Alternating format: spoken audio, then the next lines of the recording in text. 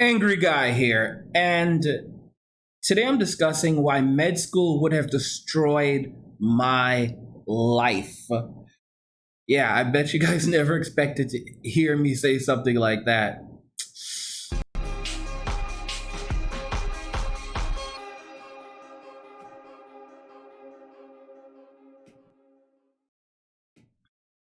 Figured I'd just fix that for you guys. All right. I want to go ahead and thank these patrons real quick.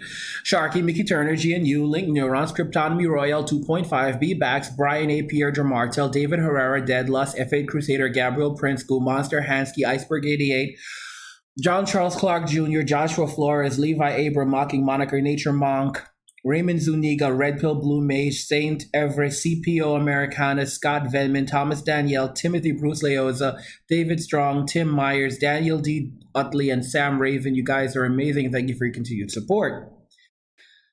All right, guys. So med school would have destroyed my life. And I know many of you are like, what the heck? Shout out to Handsome MGTOW in the chat. How you doing, you handsome fellow? And you're probably like, what the heck? But yeah, I was talking about taking the MCAT, and I'm still planning to take the MCAT, and I'm still planning to go to medical school. However, had I done this in my 20s, it would have destroyed my life. And I'm realizing that right now. I'm going to tell you the reasons why. So here's the thing about doctors. After you go to medical school, you start a residency, and residencies can typically last about 4 to 5 years, although they can last more than 5 years in the case of people like surgeons. Well, during that period of time, it's not uncommon for doctors to make anywhere from $36,000, so between $30,000 and $50,000 a year, and $50,000 is on the higher end. So a lot of doctors make, if they're lucky, maybe $40,000 a year during their residency.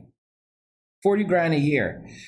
Now, keep in mind that they're working 80-hour work weeks, okay? 80 hours a week, upwards of 80 hours a week. So they're actually making less money during those years in residency than people working at McDonald's. Did you guys just hear what I said? All right?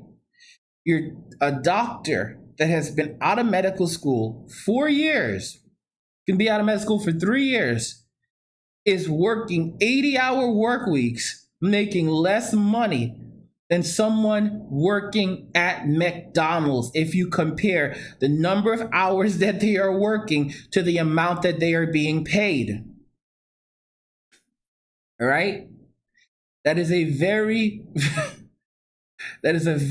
very serious consideration. Now, many doctors, once they go into their specialty, they'll start making more money after they finish their residency, they enter their specialty, things change. However, think about this very carefully. So someone like a surgeon will make more on the higher end, right? They might make $500,000 a year, between $400,000, $500,000 a year. But that's something like an orthopedic surgeon. There's a lot of doctors, for example, your emergency room doctors, your family physicians. Some of these people make under $200,000 a year. Under $200,000 a year. But they have student loans that are easily around $500,000. Okay? And a lot of people aren't using their heads that the time that a lot of these people put into going to school, like they miss so much in life. They miss a lot in life, and they also lack common sense in many cases. I know many of you are probably like, what the heck? I'm sure you've noticed it before where you've met doctors, and a lot of them it seems like they don't have any common sense. Like there's very basic things that, anyone would know, and they don't seem to grasp this. And you're like, well, maybe it's just a job. They're stressed out and they're overworked. A lot of times that's part of it, but it's usually they don't know. They don't have real life experience outside of medicine. And they've spent all their time in a classroom. Okay, so think about this very carefully. You're like 30 years old now, and you spent all your time you went from elementary to middle school to high school to college to graduate school to residency, and you're still studying and learning in your residency and taking exams in your residency. And the faculty members are just basically like the hospital administrators. Those are basically now the people in charge of you. All right. So it's like the same thing. They're stuck in this. They're stuck in this circle. All right. They're stuck in a box, and they never step out of it. And I'm realizing that a lot of the life experience that I've gained is, I don't know where I would be without it. I'm being very honest. My ability to work through problems, solve issues, I'm not talking about just solving personal problems in my life, but solving real world problems. You would say that it's common sense, but a lot of people who spend their time stuck in environments where they are constantly being told what to do, what to think, what they can do, what they cannot do, they forget how to think for themselves. All right. Another interesting thing about that is you miss out so much on life. You really do. You see here. Valley Lucifer says, is it a waste to pursue a career like registered nurse? I'm not telling anyone not to go and become a doctor. I'm not telling anyone not to go and become a nurse. I'm not telling you not to do these things. Personally, I think registered nurse is actually all right, because the amount of time that you're going to invest towards becoming a registered nurse is different. To be a registered nurse, you just finish, you basically major in nursing, all right? You go to school and you're majoring in nursing. There's a difference. But, you can have a BSN, okay? Bachelor's of Science in Nursing. The thing is that when you're going to become a physician, you don't get a Bachelor's of Science in pre-med, okay? Maybe there's like some schools out there that have something like that now, but no, you don't get a Bachelor of Science in pre-med. Pre-med is just a series of classes that you take so that you can get into medical school, all right? It's literally just a series of classes that you take. You take a year of inorganic chemistry, a year of organic chemistry, a year of physics, and a year of biology. And then also they suggest that you take biochemistry and physiology and anatomy. But usually those are optional, although it depends on the school that you're applying for. And you really have to like double check to determine whether or not the school requires those classes or strongly suggests them. On top of that, you have to do a number of hours of shadowing, because most medical schools want you to have a certain amount of shadowing done, basically shadowing a physician so that you know what they do, yada, yada, yada. And then also you have to have a faculty letter put together where members of the faculty put together a letter, or a physician puts together a letter basically explaining the reasons why why you should be admitted into this university. And then, of course, you write your personal letter. With that said, it's a crazy long process. As you can see, I started the process, and as many of you know, things happened in my life and I wasn't able to continue on. But the thing is, like, now I'm realizing I got really, really lucky. Really, really lucky. Because I have a large skill set at this point.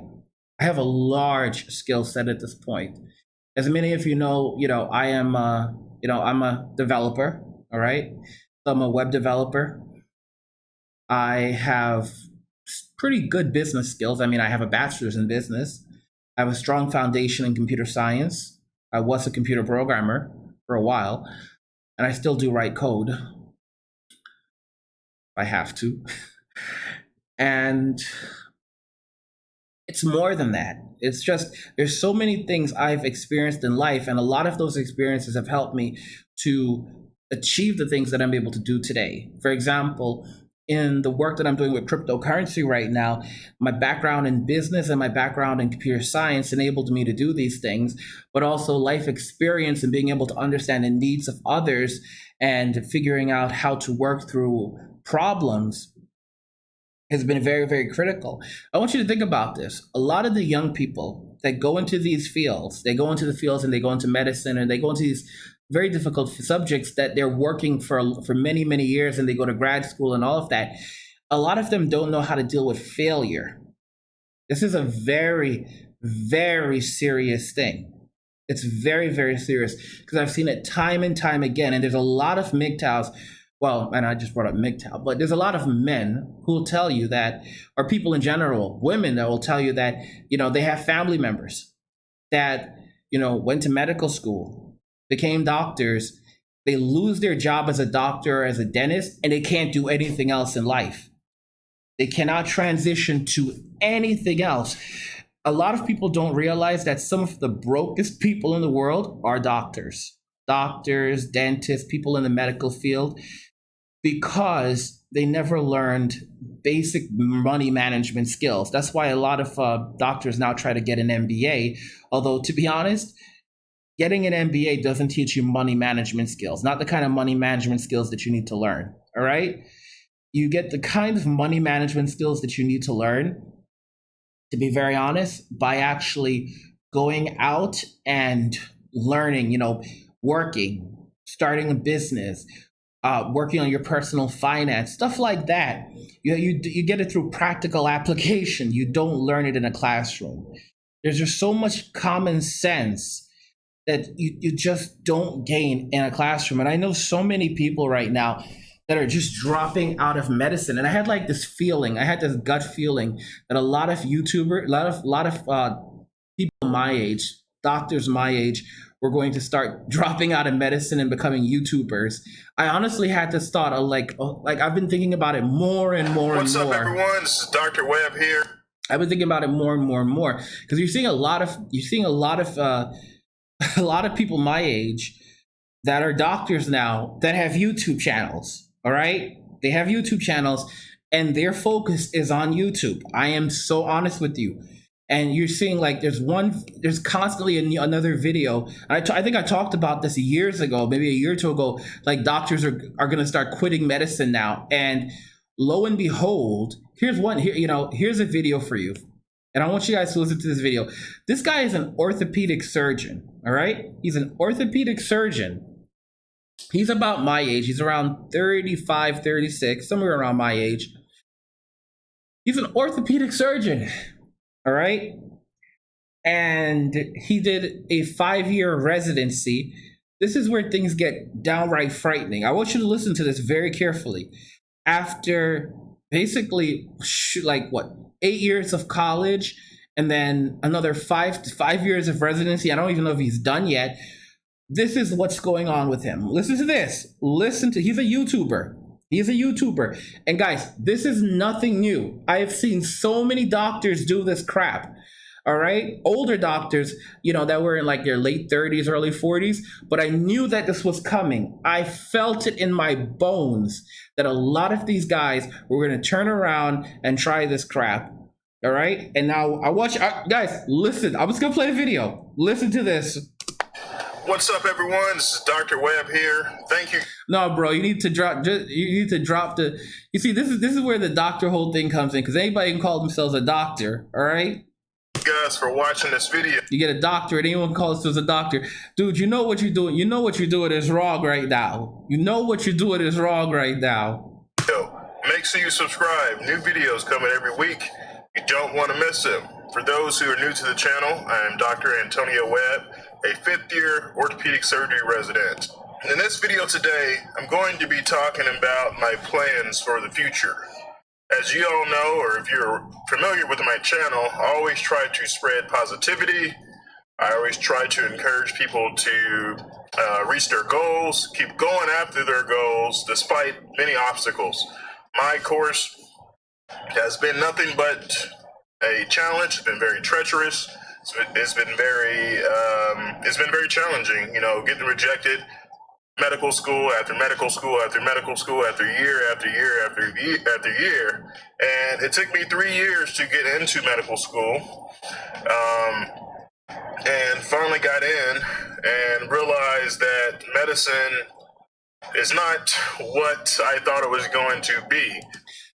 I want to just add my 2 cents right here. So a lot of people confuse an MD with a PhD. So for you guys that are listening right now, I want to talk a little bit about an MD and a PhD. MDs, okay. A PhD is a researcher, and they do medical research, and they're basically the ones that bring the advancements that the MDs then go on and apply. Medical doctors, they don't always typically do research. So most medical doctors don't do any research, and most medical doctors don't have any real research skills. Some do basic research skills, but when I say research skills, I'm not talking about research in the sense of doing a book report. I'm talking about research in the sense of being able to of doing medical breakthroughs, of measuring statistics, measuring biomarkers, doing quantitative analysis, that type of research. Okay, that's what I'm talking about. Most doctors cannot do that. Most medical doctors, if they have a PhD or they have some background with research, then it's possible. But most don't. Most just memorize, regurgitate, and then spit it back out. I'm just being very, very honest with you. They're like, it really is like that. So I want people listening to understand the difference between MD and PhD. Like, don't think that you're going to be like sitting around looking through a pair of microscopes at cellular composition and determining, what's happening here. That's usually done in laboratories by laboratory techs who are trained in those specific fields, with the exception of people like, say, a hematologist, okay, that specialize in those types of fields. That's something separate. The average emergency room physician, the average psychiatrist, the average orthopedic surgeon, these are called specialties for a reason, okay? They're not doing anything like that. On top of that, public policy really directs what doctors can do and cannot do. So they don't have as much flexibility as you think. They may be able to decide what medicine they want to prescribe to someone, but there's actually some funny things about that. So for example, a doctor can prescribe something like high blood pressure medication and decide which brand they want to prescribe, and they won't have any problems. But if they determine that a person needs something like vitamins, but that falls outside of what they're able to do, because what they're able to do is often determined by the insurance companies and the medical board and the agreements that they have in place, specific policies on how they're allowed to diagnose. Then if they go outside of that, if they go beyond that, then they can actually get in trouble. They could lose their medical license. They can get written up. There's a lot of difficult things that happen. To top that off, you also have the DEA, Drug Enforcement Agency, who can come in and put doctors in handcuffs if they are found to be over-prescribing opioids. There's a lot of crazy risk involved in medicine, and there's just not as much flexibility as people think. So like, you see these commercials on television and you see like, become a doctor, and they're showing them like they're scientists. I remember one of the craziest thing I ever heard a doctor say when I was working towards being a physician. He said, "I'm always amazed how little science there actually is in medicine." He said he's always amazed just how little science there actually is in medicine. That should scare you, okay? A great deal of the time, doctors spend just filling out paperwork, and more paperwork. With lots of the different changes that are going on in medicine these days, with the healthcare, with tuition coming out of, training with $200,000, $300,000, $400,000 in debt, going through medical school where you're spending up to 18 hours a day studying. Some days, you're devoting a large percentage of your life. And let me tell you something else about this type of studying. All right. Over the years, I've learned a lot of things, and I have two masters. All right. I have masters in psychology. I have masters in health science, and I've been able to kind of learn at my own pace as a result of not having to do something like this. A lot of these guys, once they've done medicine, I want you to understand this. Once they have done medicine, they can't do anything else. I'm being so serious with you.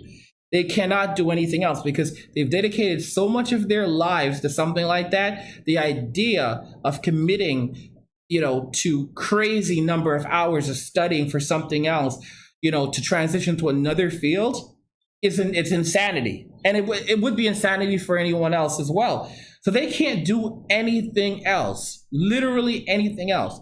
If they cannot work as a doctor, they can't really do anything else. And then here comes YouTube. Many of these young people my age are saying, you know what? I'll go and become a YouTuber. I've been in school for a long time. Bruh, stop it. All right? Stop it. This is a sob story. This is a sob story right here. Don't forget that we have a serious doctor shortage right now. All right? What this man is doing is affecting all of us. All right? Well, not me. I'm not in the United States, but the rest of you, okay? It's affecting the rest of you, okay? Here in China, we have doctors. Good amount of them too. But y'all over there, y'all are hurting. Y'all are hurting for doctors. And a significant number of doctors are gonna begin retiring around 2020, 2021. Oh my gosh, it's 2019. Okay? You're gonna see a ton of doctors retiring next year and the following year. Sure, there'll be doctors who can't retire. They're gonna have to keep on working because the economy is crap, but a lot of them are still gonna end up retiring. Okay? And we're looking at a serious deficit of doctors. To top that off, with the shift in gender and so many women becoming doctors now, it's not that they don't make very capable doctors. It's simply that many of them are going to start working part-time as they decide to try to start families, or they just don't want to work full-time because it's not really feasible for them. It's a terrible, there's women want free time so they can enjoy life, hang out with friends, and do what makes them happy. It's the honest to goodness truth. If they're not spending time with their kids, they're going to want to spend time with their friends. Men are different, and men have more of a workaholic mindset. So, but in medicine, it's going to cost the public a ton, because you're not going to get the same level of patient care. So you're going to have you have a ton of doctors retiring, and half of the doctors that are replacing this last generation of doctors are only going to be working part-time now. It's essentially a ticking time, and it's a very, very bad situation. And then you've got guys like this turning around and now saying, yeah, I'm going to become a YouTuber. I knew it. I think I told you guys. I don't know if I told you that I thought they were going to turn into YouTubers. I felt it though. I kept on saying it to myself over and over and over. All right. But I felt it for such a while. But I did tell you that you're going to see more and more doctors, millennial doctors, walking away from medicine. I said this like years ago, and now we are seeing it. You're seeing video after video after video. All right. You have, guys, let me tell you, it's getting bad out there. You have students who are dropping out of medicine before they even step foot into medical school. They're like, yeah, you know what? I'm not even gonna go that far, because let me tell you something about medical school. Medical school is designed to trap you there. About 90-95% of everyone who goes to medical school actually graduates. That's a really high number, but the reason why is because they trap you there, okay? Because once they have you in the door, they know that, okay, so you're someone who can basically read and regurgitate, because that's what they're looking for. IQ test. Let me tell you something about IQ test. IQ test do not test actual intelligence. IQ test consistency, and they test your consistency and your conformity over a long period of time. That's what they do, all right? To determine that you can do this specific task for a long period of time. You can do this over and over and over and over and over and over and over. Just like working on a conveyor, working on an assembly line and that has a conveyor belt, and you're just assembling things and you're doing the same remedial task over and over and over, okay?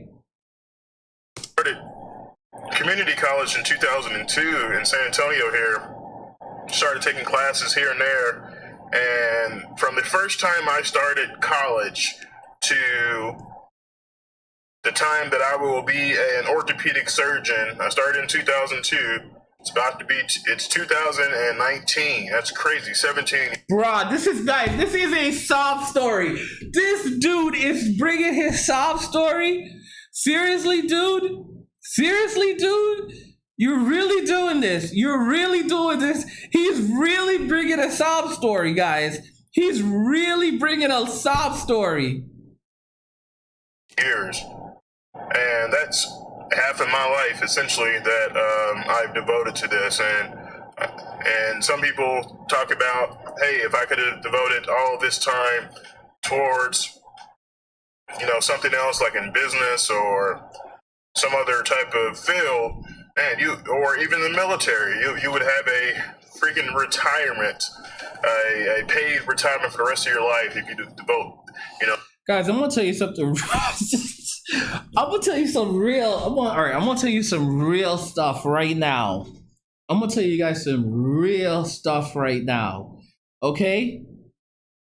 Like, I used to hear, like, there were stories. There were some stories. I remember one doctor said he's always taken aback by the level of hygiene that some of the heavier set female patients have. The poor hygiene. Like, guys, I'm telling you, it's not what you think it is. It really isn't. It's not a wonderful job. It really isn't. People think the money is great, but when you consider the amount of money that you give up over a 20-year period almost, think about that. You spend like 20 years working towards becoming a doctor, all right? 20 years, when you think about it, from like 18 years old. In some countries, you start earlier than 18. From 18 years old, okay, to a specialty where, like, an orthopedic surgeon, where that's like, 5 to 7 years or more. All right, you're like, 34, 35 by the time you're done with all of that. If you finished college within 4 years, undergrad in 4 years, medical school, and then everything lined up perfectly, which very often it doesn't. You've got to be kidding me. All right, that 20 years that you spent in school, you could have made a ton of money. All right, you could have already had an entire career and retired by then. And the amount of things that you don't know now, it's going to be very difficult to pick up these skills. You're behind in common sense, all right, because you don't have practical life experience. You're behind in earning potential, because if you can't do anything other than medicine, then guess what? You're done for. You really are done for. I'm so serious. Look at Venezuela. The doctors in Venezuela we're going over to Colombia to work as escorts, and it's really difficult to discuss that, but it's the honest to goodness truth. Okay. The time that you put into medicine. So I've been given. I just have to read what Bachelor Jaguar says in the chat. He says, doctorate equals indoctrinate. Yup. Sam Raven says, check out Element's video on the education system. He talked a lot about the scam of getting an MD. Guys, it's ridiculous. It is absolutely insane. Like, I'm thinking to myself, like, and that's another thing. A lot of times why the system is designed to control young people, to control their minds, because no one in their right mind is going to work an 80-hour work week, especially at that age. Granted, that kind of culture exists in some companies, but someone who's older is going to stand up for themselves. But when you have a 25-year-old kid being told, okay, you're going to work 80 hours and this is just what you're going to do, and they're like, I don't feel well, I can't do this. They're like, well, and then you can't be a doctor. Because if you don't want to be a doctor, there's a lot of other people who are happy to take your place. All right? And let me tell you something. Someone my age, you don't talk to me like some little twerp. You think I'm going to let some little twerp with his degree in public policy or sociology who work, some little hospital administrator speak to me like that, you must be out of your mind. You got to be out of your mind. First off, there are laws. There are laws. You have rights as a human being, okay? You have rights. The reason why this culture in medicine exists is because the boomers, and I blame the boomers for it, they developed this culture and it continued to permeate over generations, and no one actually said, hey, this is enough. This is not the way it's supposed to be. Guys, let me tell you about tired doctors, because they're human. People wonder, well, how do they stay awake and all kind, and do stuff like this? Many of them are drugged up on caffeine or other things, all right? Many of them are on all kinds of drugs, okay? And many of them are just going on empty. My aunt died a number of years ago, okay? I'm gonna tell you how she died. Maybe I told you about this. She went in for surgery, and she had, I think she had lung cancer. One lung was bad. Listen to me very carefully. She had one good lung and one bad lung. Okay? She wasn't a person who needed like a massive lung transplant. She still had a good lung. One of her lungs was bad. So what happens? This is insane, guys. This is insane. She had one good lung, one bad lung. The surgeon went in and operated on the good lung and killed her. And, he honestly thought that one of my aunts was telling me that the doctor was scared to death. He was scared. He was scared because he was positive. He was sure that they were going to sue him, but they didn't want to destroy his career. Yep. But he was sure, he was positive. Like, how do you screw up lungs? How do you screw up? This is the bad lung. This is the good lung, and you operate on the good lung. Oh my gosh! But that's what happens when people are tired. They're not using the dumbest. Like, it's kind of hard to screw that up. Okay, left one is bad. Right one is good. We're gonna operate on the right. But it's when you are tired and you've been doing this over and over and over and over and over. You completely zone out. All right, you completely zone out. So, and why do you think you have so much medical malpractice? Because a lot of these people are tired. All right. They're not even paying attention anymore. They're going literally on autopilot. I've been a lot of thought about this for a number of months now. Oh my gosh. Sam Raven says doctor equals highly paid janitor dealing with filthy people who never bother to take care of their health. Wow. Wow, wow, wow, wow, wow. Wow. Wow, I gotta read that again. Sam Raven said, doctor equals highly paid janitor dealing with filthy people who never bother to take care of their health. Wow. Wow, bro. Wow, wow, wow. Oh my gosh. Sam Raven says, Bachelor Jaguar here. The joke is PhD equals permanent head damage. Oh my gosh. Oh my gosh. Mickey Turner says, when doctors go on strike, the death rate actually goes down. Guys, this is actually a fact. So I've looked at the statistics, and I was trying to figure out, why does this actually happen? And evidently, here's what they found. They've looked at this in multiple different countries, in the United States, in Israel, and what they found is what they're thinking is the main reason is because when doctors are working, people go in for surgery, and as a result, a lot of people end up dying as a result of that surgery. All right, and there's a lot of procedures that are not necessary. And, people, they don't have those procedures. So as a result, they're more likely to live. But that doesn't seem to explain everything. At the end of the day, yeah, when doctors go on strike, people actually live longer. And it's all across the board. It's all across the board. Yeah. And other, residents out there and doctors and medical students who have, just said enough is enough, put their hands up and said, man, I cannot do this anymore. Going through residency where you're working anywhere between 80 plus hours per week. 80 plus hours per week, making $36,000 a year. Guys, 80 plus hours a week, making $36,000 a year.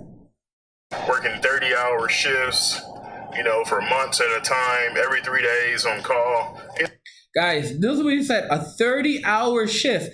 How do you work a 30-hour shift? Oh, it's very simple. You don't go home. You work a full 24 hours, all right? And then you work another 6 hours. So you work from one day into the next day. Think about that. It takes a toll on you, and this is a path that you really have to want. So after a number of months of thinking about this and talking to my family, I decided to leave medicine, and focus on my career, myself. I've been sacrificing so much time for others and not really, and neglecting my personal health, my spiritual health, my finances. And I think his finances, guys, his finances. This is an orthopedic surgeon. An orthopedic surgeon. Oh my gosh. it's time to... For those of you that don't know, this guy had almost $500,000. He has almost $500,000 in student loans. All right. I forget if he's paid off any of it by now, but no, I don't think so. But yeah, he has like $500,000 in student loans, like 540.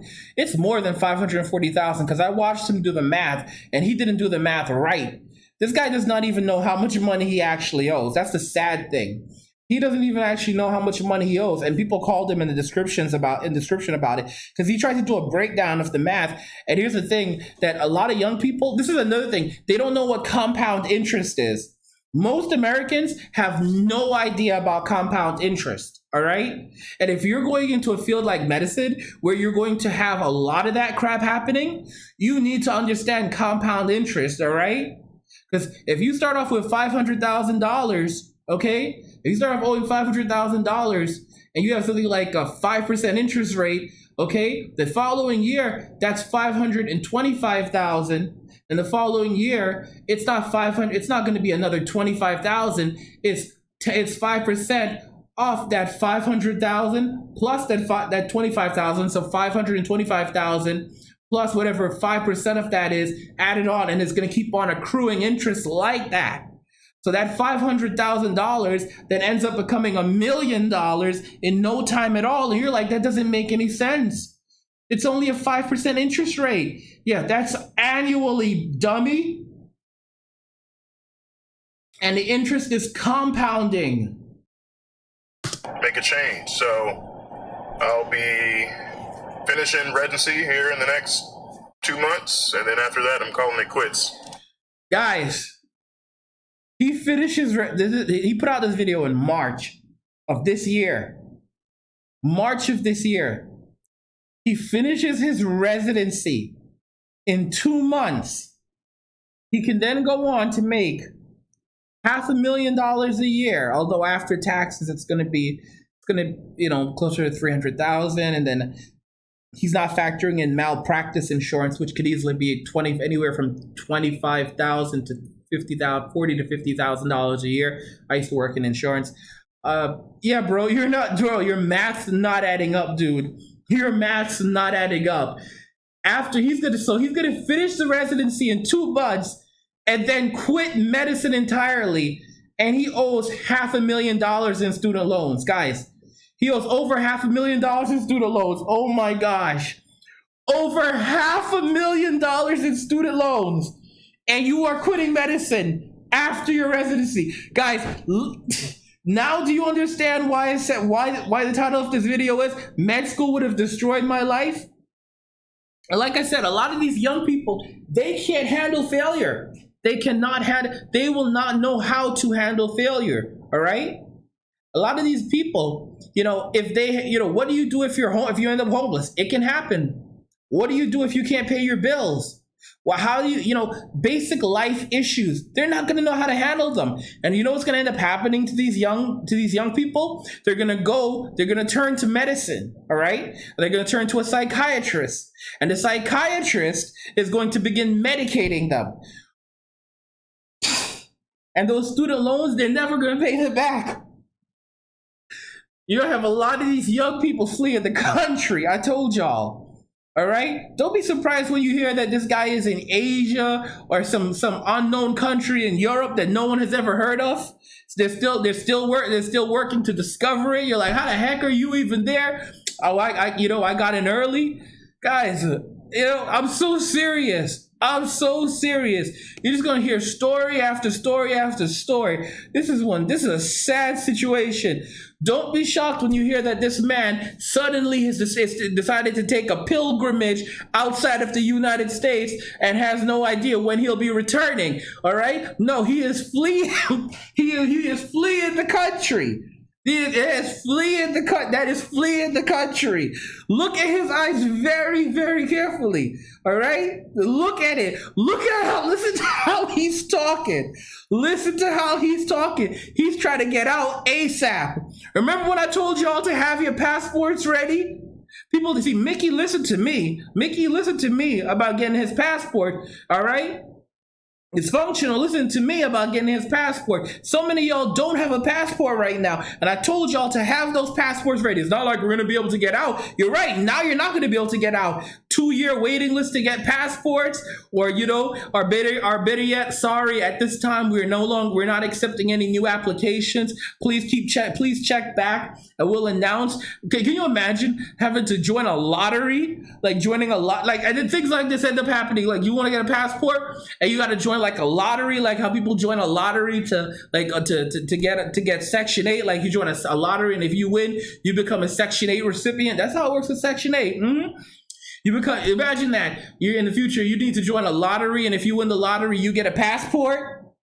If and not only that, but it's still going to take a couple of years. But now you're actually the process is actually going to start.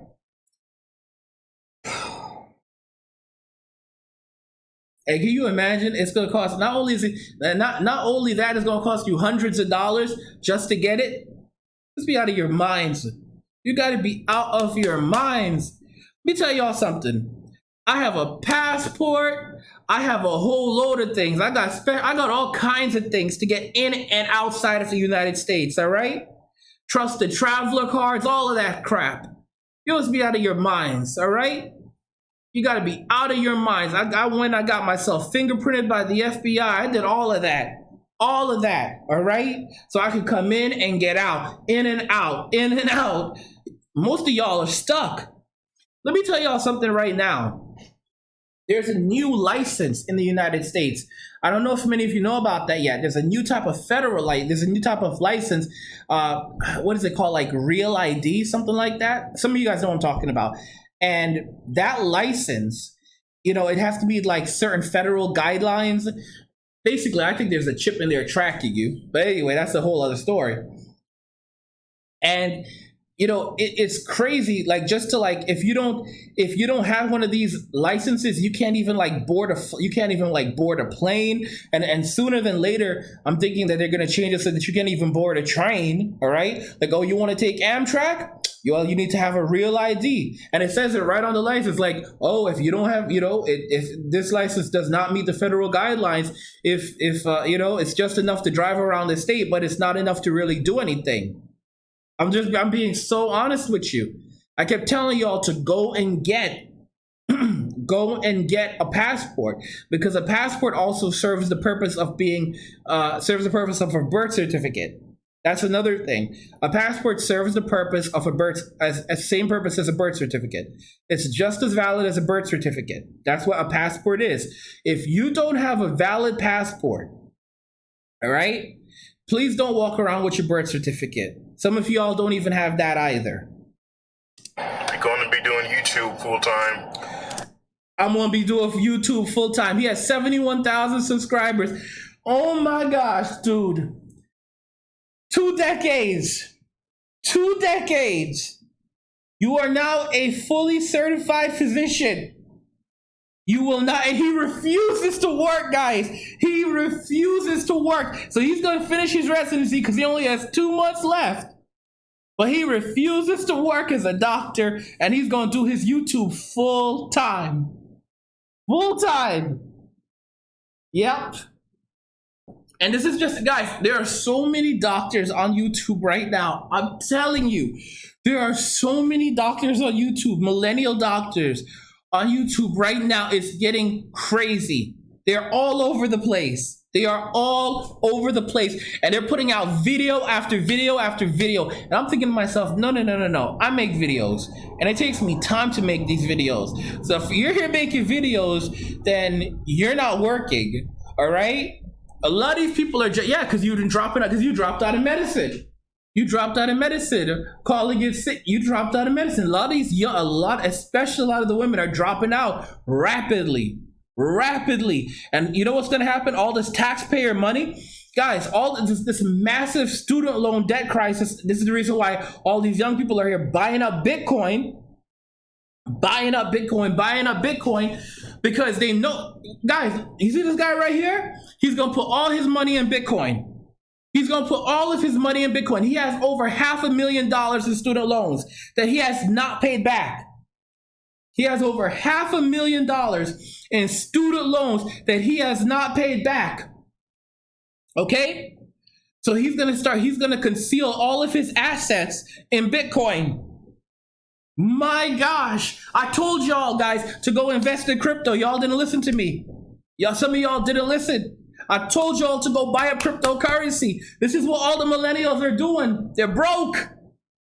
They're trying to conceal whatever assets they can, putting it in crypto. Y'all thought this was a joke when I said, go buy some cryptocurrency. Y'all didn't listen to me. It's not too late. I said, learn about crypto. Okay? Because this man can't even have a bank account going forward. Over $500,000 in student loans, and when you calculate the accrued interest and everything, he really owes closer to $1 million, but he doesn't understand that. In my business, speaking, doing things that I want to do that I haven't been able to do, and that's a passion of mine. Passion of mine, bro. Wait, medicine wasn't a passion of yours, dude? Do you see this? There's some things I want to do on YouTube. YouTube, guys. YouTube. To become a full-time YouTuber. Full-time YouTuber.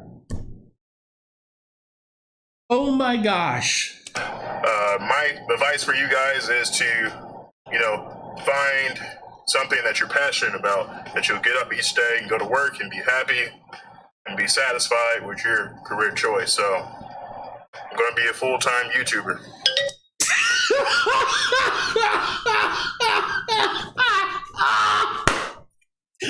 Yo, bro, how do you say that with a straight face? How do you say, guys, he doesn't even care. He knows what he's doing is wrong. Look at, he doesn't even care. He's like, I don't care. I'm not going into work tomorrow. I'm not doing it. I'm done. Guys, it's over. It's over. Oh my gosh. And let me explain something to you guys. If you don't keep your medical license up to date, you can't go around calling yourself a medical doctor. You're no longer a doctor. All right. You can say you have an MD. You can, become like, there's certain jobs that you can do that, there's certain jobs you can do that, you can basically say that you have a medical degree, but you cannot actually call yourself a medical doctor. Although some people still try to present themselves as that. And I'm going to tell you something else about this man. He's an orthopedic surgeon.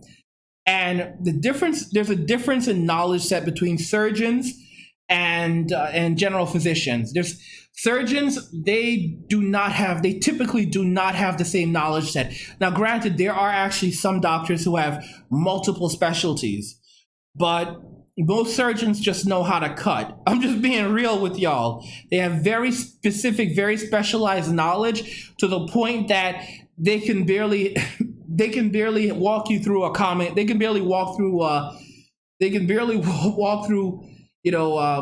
dealing with the common cold. I'm just being honest. I'm kind of exaggerating a little bit, but a surgeon and a family physician are usually two very different things. So if he's not going to be a surgeon, he doesn't even have the practical skills to do a lot of the other kinds of work that someone with a general medical background would be able to do. So yeah, that's pretty much it, guys. This guy barely has, he's not even qualified to work at Starbucks. Guys, I want you to think about this. He's not even qualified to work at Starbucks. He's not, do you see this? Do you see what I was talking about? Mickey says they are also arrogant. Well, what do you think? Because they don't know how to fail. They don't know how to take criticism because they've been in school for too long. All right? It's the truth. You don't know how to, you don't know, you lose a part of, it's not your humanity, but you lose common sense because you become very childish. All right? You don't know how to work with others or interact properly with others because you've been within almost like in an academic environment for your entire life. And I'm telling you, like, look at this. Look at how this man is operating. He's like, you know what? It's about me right now. I'm going to do what's good for me. After all of this, guys, think about this. So, guys, now we're going to be one less surgeon, one less orthopedic surgeon. All right. So he took this residency. He took this education job that someone else would have done. And now he's completely quitting. He's not even working part-time. He says, I'm quitting my job as a doctor to become a full-time YouTuber. That is the title of this video. Sam Raven says, yeah, it's a bubble in academia. Elizabeth Warren wants to pay off the student loans for almost every student in the United States, which, by the way, will be done by putting a tax on the savings accounts but only of the rich. Don't forget that in the beginning, the income tax was only supposed to be on the rich. I forgot who said this, but back when the income tax was first introduced, they said that it would only be applied to the rich, and then they broadened it to everyone else. And then people said that it was unconstitutional, and the Supreme Court ruled that the income tax was unconstitutional. So what did Congress do? They turned around and made an amendment passed an amendment that allowed them to impose an income tax. Yes, that actually happened. All right? And now Elizabeth Warren wants to pay off the massive student loan debt. It's $1.5 trillion. She wants to clear off $1 trillion of that by taxing the savings accounts of wealthy Americans for the next 10 years, along with other cost-saving measures, evidently. All right? Taxing the savings accounts. They're going to, guys, taxing your savings account. Remember when I said everyone's going to put their money in crypto? Because that money in your IRA, they're going to take it. That money in your savings account, there's your savings account. They're going to take your savings account. Y'all think this is a game? Oh my gosh.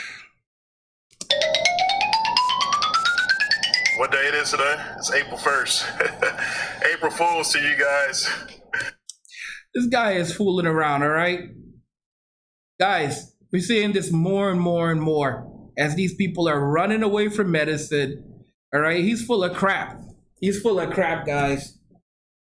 You see these videos and you see them coming each and every day because these guys realize that they have massive amounts of debt, massive loans, and they can never pay them back. You'll find video after video. I'm going to show you this right now. April Fool's my butt. Show you this right here. Quitting medicine. I'm going to show you this right now. Okay? Show you this right now. All right? Because I want y'all to think this is a game. It's not a game. It's not a game. He screwed around. This is not a game. Let me show you this. See if I can show you this. All right? Show you this right now. Come on. Okay. So I'm going to show you this, guys, and I want you to see this. Let me see here. Fit to screen. Up here. All right. Have a look at this screen in front of me. Dr. Anya Temer, quitting medicine. Yeah, I actually showed you this video. Quitting medicine. This is from 10 months ago. Here's another one.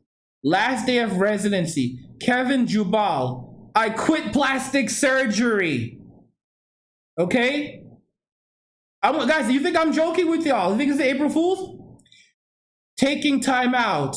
Why I quit my job as a doctor. This was 8 months ago. Dr. Sarah Sienna. Okay? She wants to be a fitness blogger right now. Fitness blogger. Do I regret quitting plastic surgery? All right? 2 weeks ago. April Fool's my butt. Guys, do you see this? Do you see this? Okay? This is 8 months ago. Ismail Ahmed. I dropped out of med school. Am I crazy? Gabby Ekawa. Why med school wasn't for me and how I realized it. All right? Oh my gosh.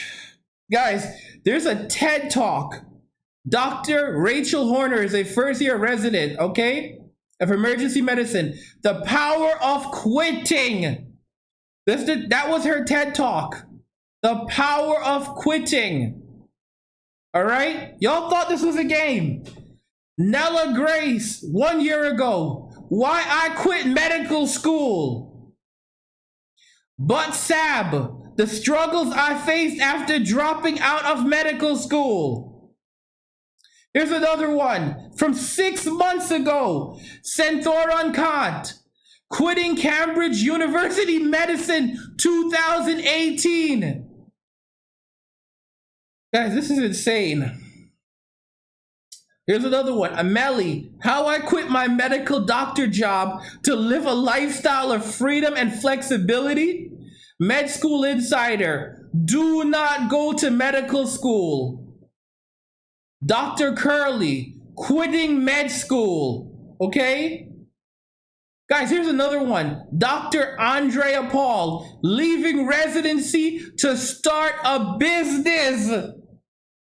Be his masterpiece. Quitting medical school. All right? Here's another TED Talk. The doctor who walked away. Okay? Guys, here's Ashley Alyssa. All right? Ashley, well, I'm friends with Ashley. I am friends with Ashley. Why I left medical school in Poland. Okay? I've never talked to her. We've talked back and forth about a lot of things, but that is like seriously, guys, seriously. Okay? I know Ashley. She actually, y'all thought this was a game? Here's another one for you guys. Harry Connick. Why Matt Isman quit being a doctor and everyone's cheering for him? VMAG, Dr. Aruna Uppity, why I quit medicine and started advocacy about women's health? Oh my gosh. Guys, Ken Jeong from The Hangover. Ken Jeong, guys, his wife is a doctor, by the way. Ken Jeong's wife is a doctor. Ken Jeong says his wife pushed him to quit medicine and pursue acting. Oh my gosh. You've got to be kidding me. You've got to be kidding me. Tiande, should I quit medical school? Here's another one. Dream, quitting medical school, single mom in med school.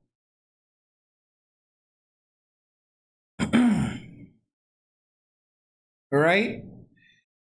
Guys, this is insane. This is insane. Insane, all right? Identity and doctors who leave medicine. Susan Kersey, identity and doctors who leave medicine. Guys, all right? Seriously? Do you need any more proof that this is one big scam?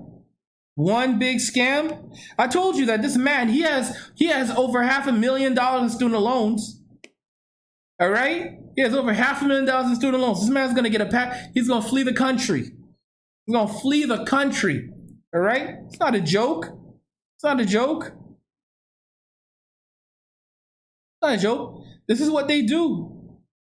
This is what they do. This is what they do. Guys, and like I said, a lot of these people, they're not even just quitting. They're not even quitting after they get into residency. They're quitting in med school. You got some of these people quitting in med school, which is horrible. Horrible in and of itself. All right?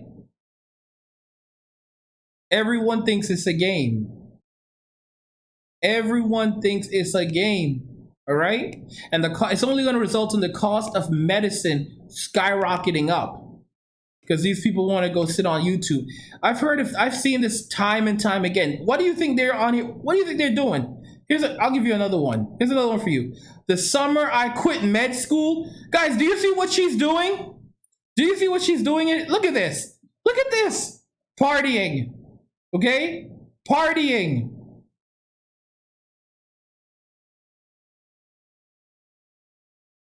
You've got to be kidding me. Should I quit my medical residency? You've got to be kidding me. Got to be kidding me, guys. Like these people are. You've got to be kidding me. Y'all thought this was a game. Everyone thinks it's fun and games until it's not fun anymore, huh? Everyone thinks it's fun and games until it's not fun anymore. All right? There you go. There you go. All right? A lot of these are recent.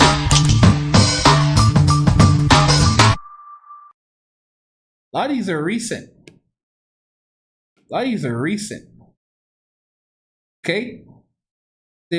All they're gonna do is buy up as much Bitcoin as they can. Buy up as much as they can. Guys, this is not a joke.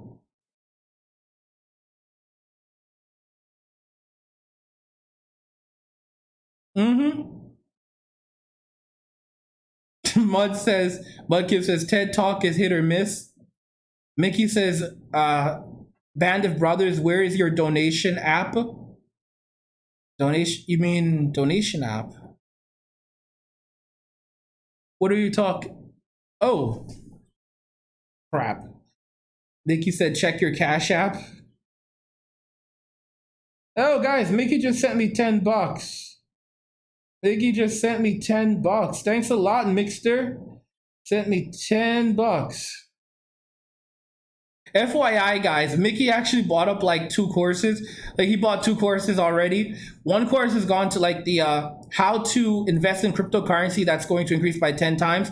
That course is going for $199 right now, and the price is going to increase to about like maybe $300 next month. So if you guys want to get the course at $199, I definitely suggest picking it up now. But yeah. Sam Raven says lots of wasted taxpayer money. Yeah, bro. Thanks for the money, Mickey. Thanks for the money.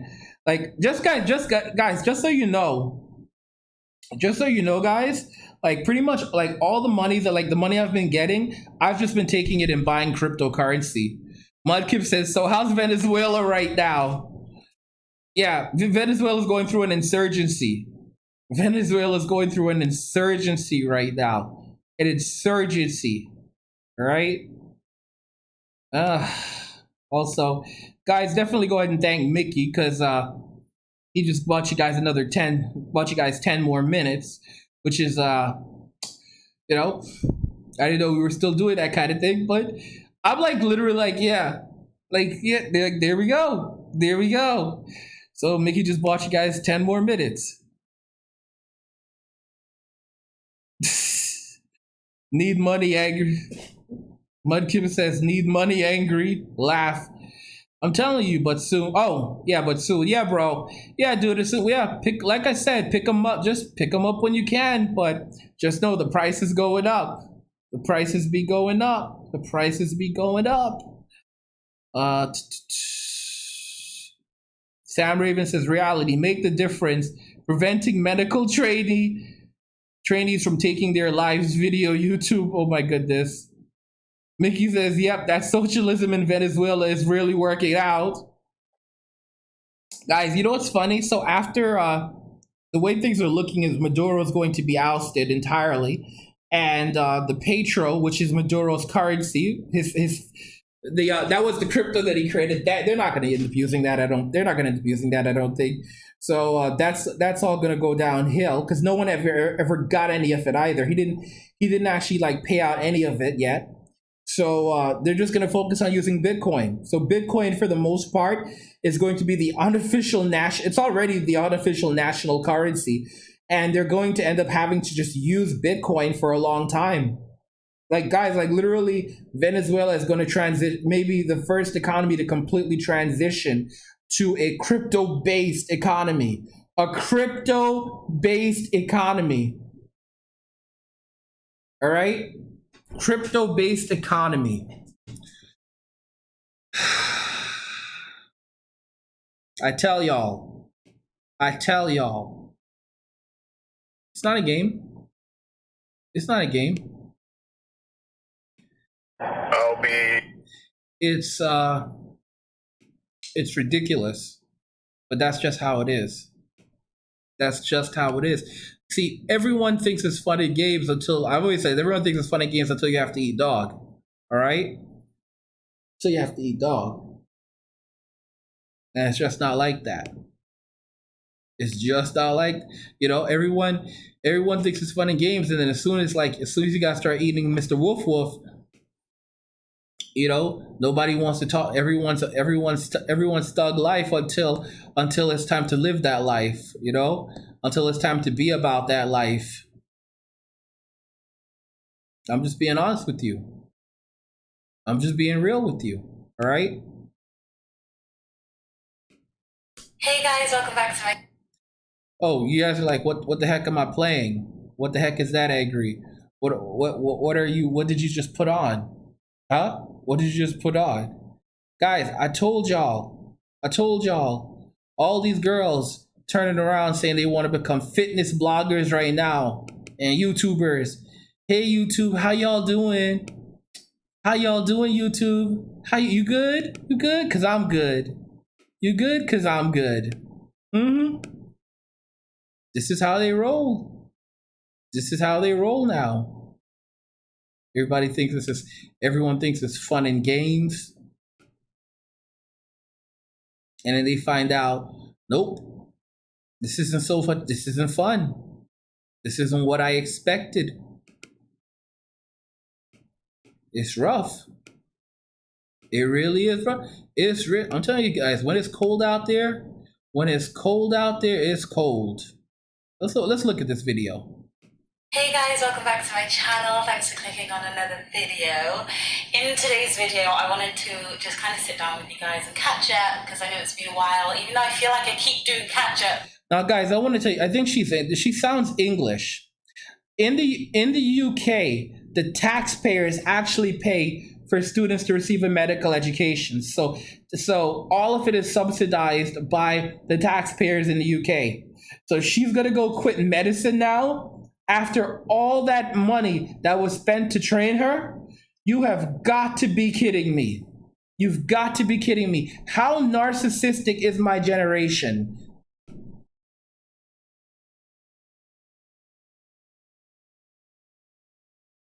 Because I keep being away and but that's hopefully done now. I'm here and back to be regularly uploading. So yeah, grab yourself a cuppa. Oh, it's hot. Yeah, I think that this little corner will probably be where we have a lot of our chats from now on. In my new flat that I'm very much enjoying, that is actually a mess right now, which is awkward because that wasn't the plan. But yeah, I thought I'd do a little life up life catch? No, Sarah, that's not a word. I thought I would do a little life catch up, because there's a lot to catch up on. And a big announcement. I feel like I'll probably put that announcement in the title, so sorry that this sounds so casual, and I do actually have a very significant life change that's happening. Oh, my eyeball. Please don't forget to leave me a comment, give the video a thumbs up, subscribe, and join me on the gram, because actually the gram is where I post a lot of consistent content, just because it's a lot quicker and easier. So yeah, a lot has changed recently. I have moved into a new flat, so I've finally moved into somewhere like where I can live, I feel, where like all my stuff fits and people can come visit. I can film lots of videos for you guys, I can work out, I can meal prep, I'm closer to work. Yeah. I can work out, I can meal prep, I can film more videos for you. Guys, this doesn't sound like a doctor. This sounds like a thotty. It's been going really well, and I'm so grateful to God for this accommodation. I feel like my eyelash is falling off, one sec. And recently I've made quite a big life decision. So, as you guys know, I'm a doctor, I'm a junior doctor, and in the UK the way it works is that you do medical school, which I've done. You do your foundation training. Now, foundation training is 2 years usually. At the end of the first 2, you're fully qualified to work as a doctor anywhere. At the end of F2, you're qualified to specialise. And you're a junior doctor up until you're a consultant. That can be anything from 5 years after medical school if you want to be a GP, or up to 12 years for other specialties. I went through school, straight through uni, straight to F1, which isn't uncommon, but is also not that common these days. Quite a lot of people take gap years and stuff. And I've been thinking about this for the longest time during my quarter life crisis. And I've actually decided to take some time out of training. So my first time out of formal education since I was 3. Quarter life crisis, guys. Quarter life crisis. In other words, guys, she suddenly realized that she's at an age where, you know, the wall is knocking back. The wall is knocking back. All right, guys, don't let her fool you. This has everything to do with the wall. Yeah, so I've withdrawn. I've given up my job for next year. She quit her residency. I'm not in training. I'm still a doctor. I'm still going to be working as a doctor, but I won't be in full-time training anymore. And that has been a big, scary decision because it's so against the grain. It's not standard to do that after F1. And people just say, oh, people kind of look at you funny when you say you're going to do that. But I feel like it's something I had to do, and I feel like it's something I had to do now.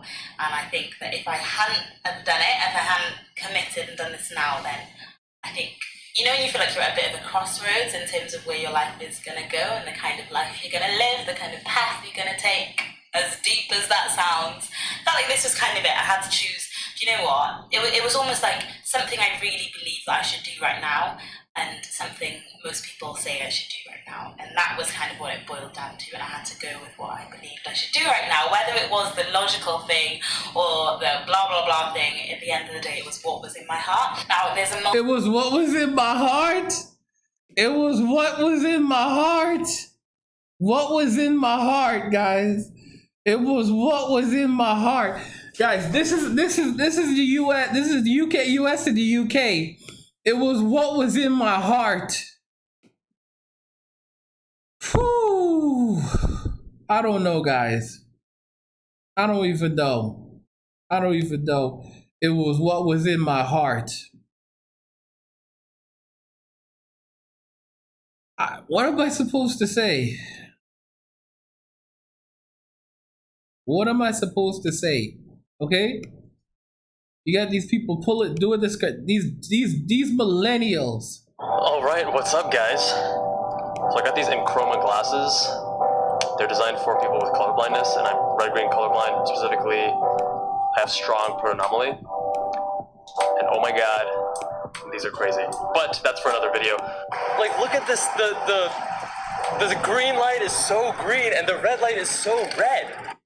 And I'm looking at plants, and like, plants are always normal. What I want to talk to you guys about today is, last week I made a video on April Fool's talking about how I'm going back to residency. Most of you realize that it was a joke, And a few people I don't think got to the end of the video where I explained that it's April Fool's, and they think that I'm actually going back to residency in Taiwan, which is actually not the case. So in this video, I want to actually explain the thought process, kind of check in with you guys, because I made that decision last year. Now it's 2019. Do I regret my decision? How am I feeling? How's my new life? What things do I miss? Things like that. So if you haven't already, make sure you first definitely watch the Why I Quit Plastic Surgery Residency video. You first have to watch that video to actually understand this video. Now in that first video, most of you were surprisingly supportive. 90 to 95% of people were overwhelmingly supportive, which was awesome, and thank you. And there was a small group of people who really did not like my decision, and they just thought I was an idiot and that I'm going to regret this, and they just couldn't comprehend why I would do such a thing. So that he could drive for Uber. Yo, so it's so he could drive for Uber. Uber be lit. Uber be lit. Guys, he wants to drive for Uber. Uber be lit, y'all. Uber be lit. To quit plastic surgery residency. So I asked on Instagram to those people who were very anti, this decision, why they felt that way. And I saw some common themes in terms of the responses. So I'll be addressing those concerns and those ways of thinking at the end of the video. Now let me first start by saying I am not trying to convince anyone. So if you think I'm an idiot, go ahead, keep thinking I'm an idiot. That's totally fine.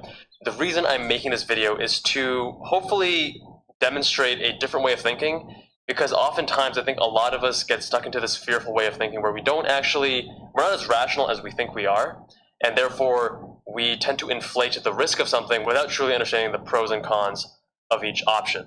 I hope that at the very least this can help teach a different mindset, a different way of thinking that helps to break away from that more fearful and limited mindset. So first off, let's start with the things that surprised me. So the first thing that was a big surprise was how people that knew me on a personal level, how they responded to the news. So residents, overwhelming majority of residents, I can actually count on one hand how many residents did not have this reaction. Overwhelming majority of residents said something along the lines of, right. I wish I could do the same. You're lucky. I'm jealous. Something along those lines. Most residents are not excited by residency. Residency is tough. Attending life is different though, right? So I asked some attending mentors, and these are people who are both inside of and outside of surgery, and also different regions, West Coast, Midwest, East Coast, and in the South as well. And that was also pretty surprising because the expectation I had was that attendings are living. Red Pill Philosophy says, I've been putting $450 in crypto every month. Well on, brother. Well on. Dream. Mickey said, I got stellar myself. The reason that we go through pre-med and then med school and residency and fellowship is to become an attending, right? Be an attending physician, complete your training, be completely independent, and done with that stuff.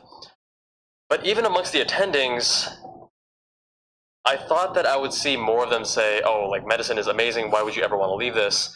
And there was more of a mix of responses, but even then, there were a lot of attendings that said attending life isn't what they were expecting, and that based on the information I provided, so I had some preliminary numbers, some other information about my option of entrepreneurship, several of my mentors said that Sam Raven, that chick, guys, this girl still calling herself a doctor after you see that crap? Still calling herself a doctor. Mm-hmm. That seemed like the better option based on how they knew me, based on the information they had gathered, based on just a lot of different things. So, guys, Big Bad Ninja says medical degree. How are those Venezuelan doctors doing? Everyone has to eat at some point. Ask the people visiting the zoos. Stock up on food before it's too late. That was a big surprise. Some other things. Number one is I don't miss it nearly as much as I thought I would.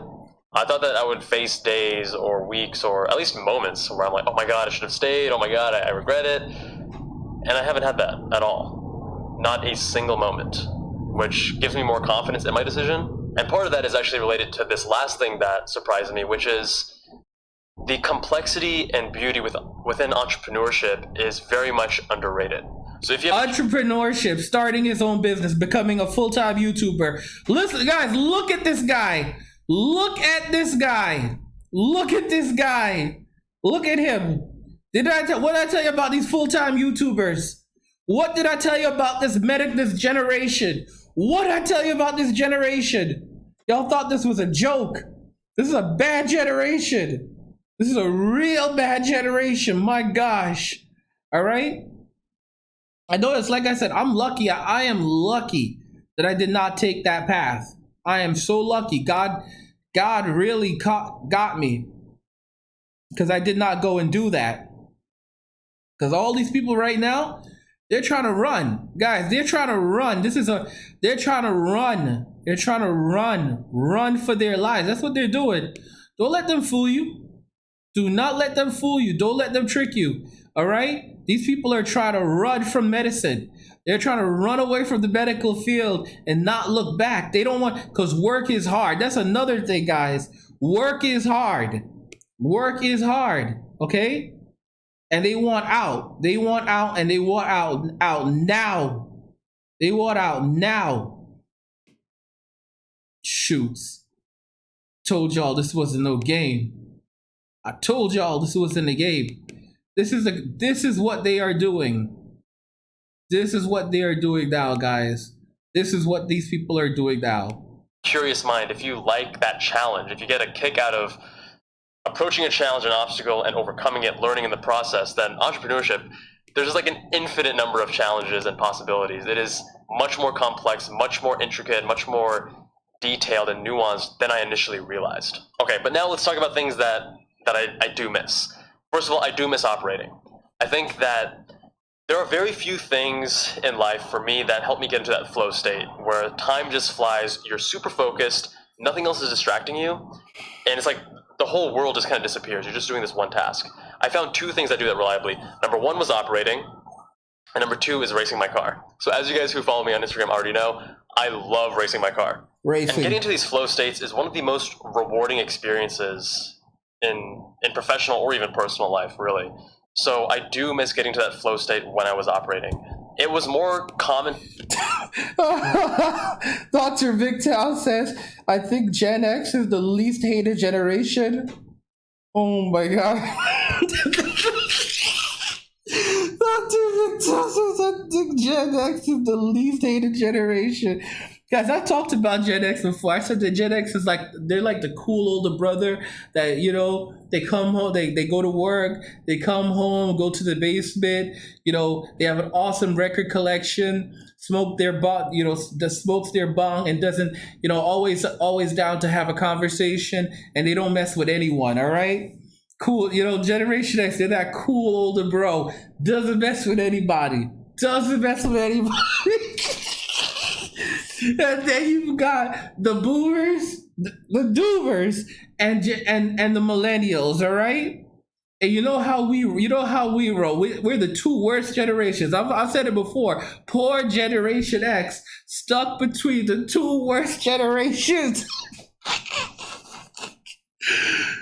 To happen when there was a significant challenge. So when I was a med student and I would practice suturing, I would get into that flow state much more readily.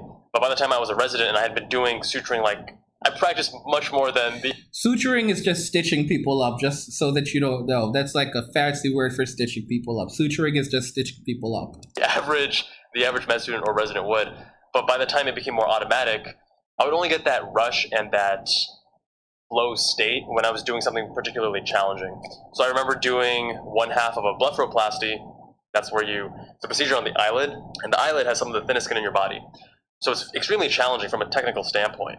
And I remember doing that and having that feeling again of, oh my God, this is so challenging, this is so exciting, this is so, like, I was so focused. So I almost feel like within surgery, that constant challenge and moving up to more and more complex and nuanced and difficult procedures was an important factor in achieving that state. And I'm not sure if there's a certain point at which you no longer get it as often, because after blepharoplasties, then you go to something else, and then you... Yeah, Sam says, Angry, I remember you saying that we're Generation Zennial. Yeah, that's correct. I'm like, you know, us 82, 83, 81, 80 babies, you know, we technically qualify as what they call the Zennials. We're that transitional generation because we still remember what hard work looked like. You know, we weren't born with that gold spoon and that complete level of entitlement. Many of us grew up with our grandparents.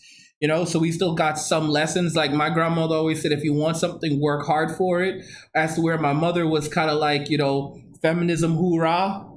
Eventually end up at microsurgery, which is the most technically challenging surgery out there. You're essentially connecting vessels and nerves with microscopes. It is, again, sci-fi. So once you get to that point, I'm sure you do that for a couple of years, and then it becomes second nature as well. But anyways, I digress. Another thing I do miss are the people. I love surgeon personalities. I feel like they are very much my people. I'll let you make of that whatever you will. And in terms of the people I was working with, I do miss that camaraderie. You know, residency is tough. It's not easy. And there's a shared struggle when you are in residency, and that brings you closer together. And I do really miss some of those very close relationships and bonds that I was forming with my co-residents. Okay, now the things that I don't miss.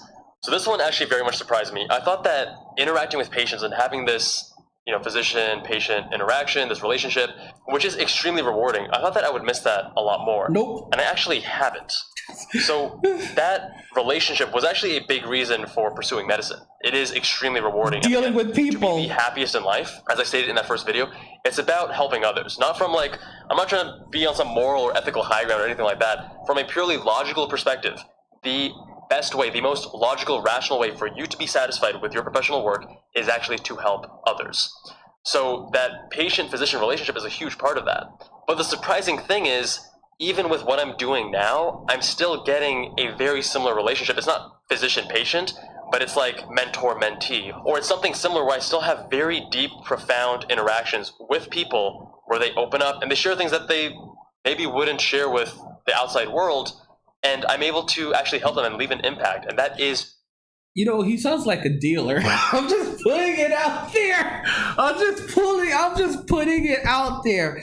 He sounds like a dealer. I'm wondering if he went into like one of those fields where like you push, where like you're you're one of those traveling pharmaceutical salesmen.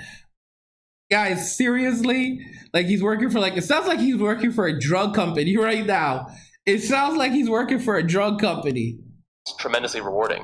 So I wasn't really expecting that with this new career path. I didn't think that I would be able to find it as readily. And I only imagined that getting bigger and deeper and growing larger from here. Okay, so other things I don't miss, the long work hours. So again, surgical residency, you're working 70, 80 hours a week. Then you go home and then you study for tomorrow's cases. And then you also need to spend time preparing for the weekly conference because every couple of weeks you have to present something. So the hours I was working on with residency, plus then doing Medical Insiders, plus doing Blue Link, I definitely don't miss that like level of grind. That was just not healthy in all seriousness. Okay, the last thing I definitely do not miss is the bureaucratic sludge. So medicine is a beautiful profession because of what you do within medicine, but one of the biggest pains of medicine is essentially the inefficiencies and the forces that are not allowing you to practice medicine as transparently and as directly as maybe you want. Remember what I told you about insurance companies and those little paper pushers? So that ranges from interesting policies that hospitals nationwide may need to implement. What did I just tell you? Or even training institutions may need to implement.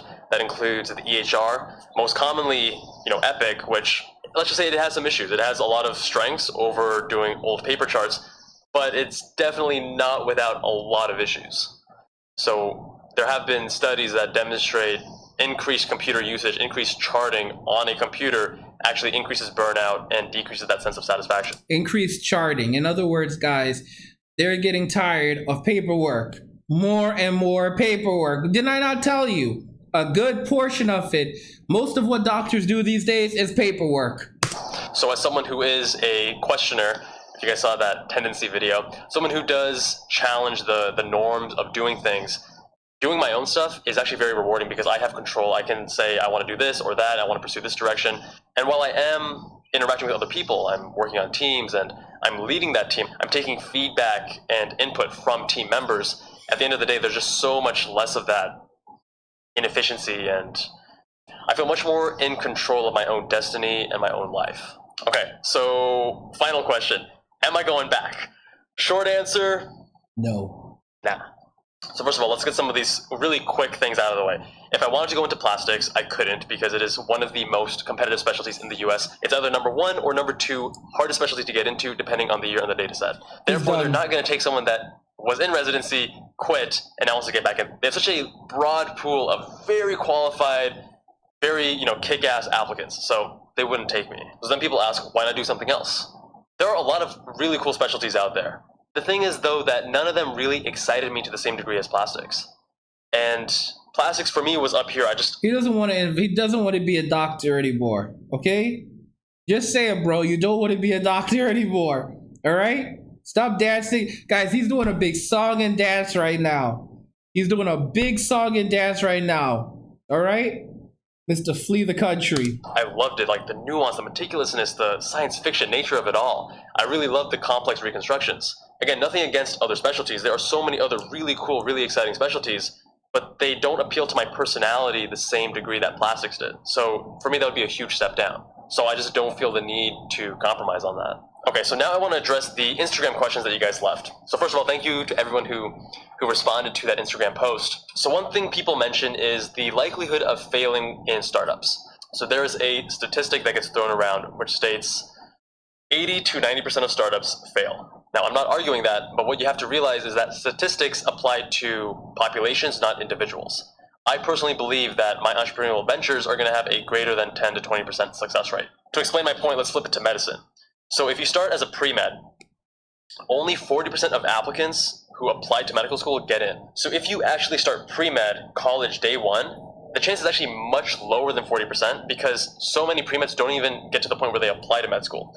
But for the sake of argument, let's just say 40%. Let's say 40% of pre-meds get into med school. In med school, let's say you want to do plastics. To get into plastics, the average step 1 score is around 250. That's an 85th percentile score. So now you need to be in the top 15%. So 40% of getting into med school, now out of those 40%, you need to be in the top 15%. If you multiply 40% times 15%, that's 6%. To even get into plastic surgery residency is a 6% chance from a pre-med. In reality, probably a lot lower.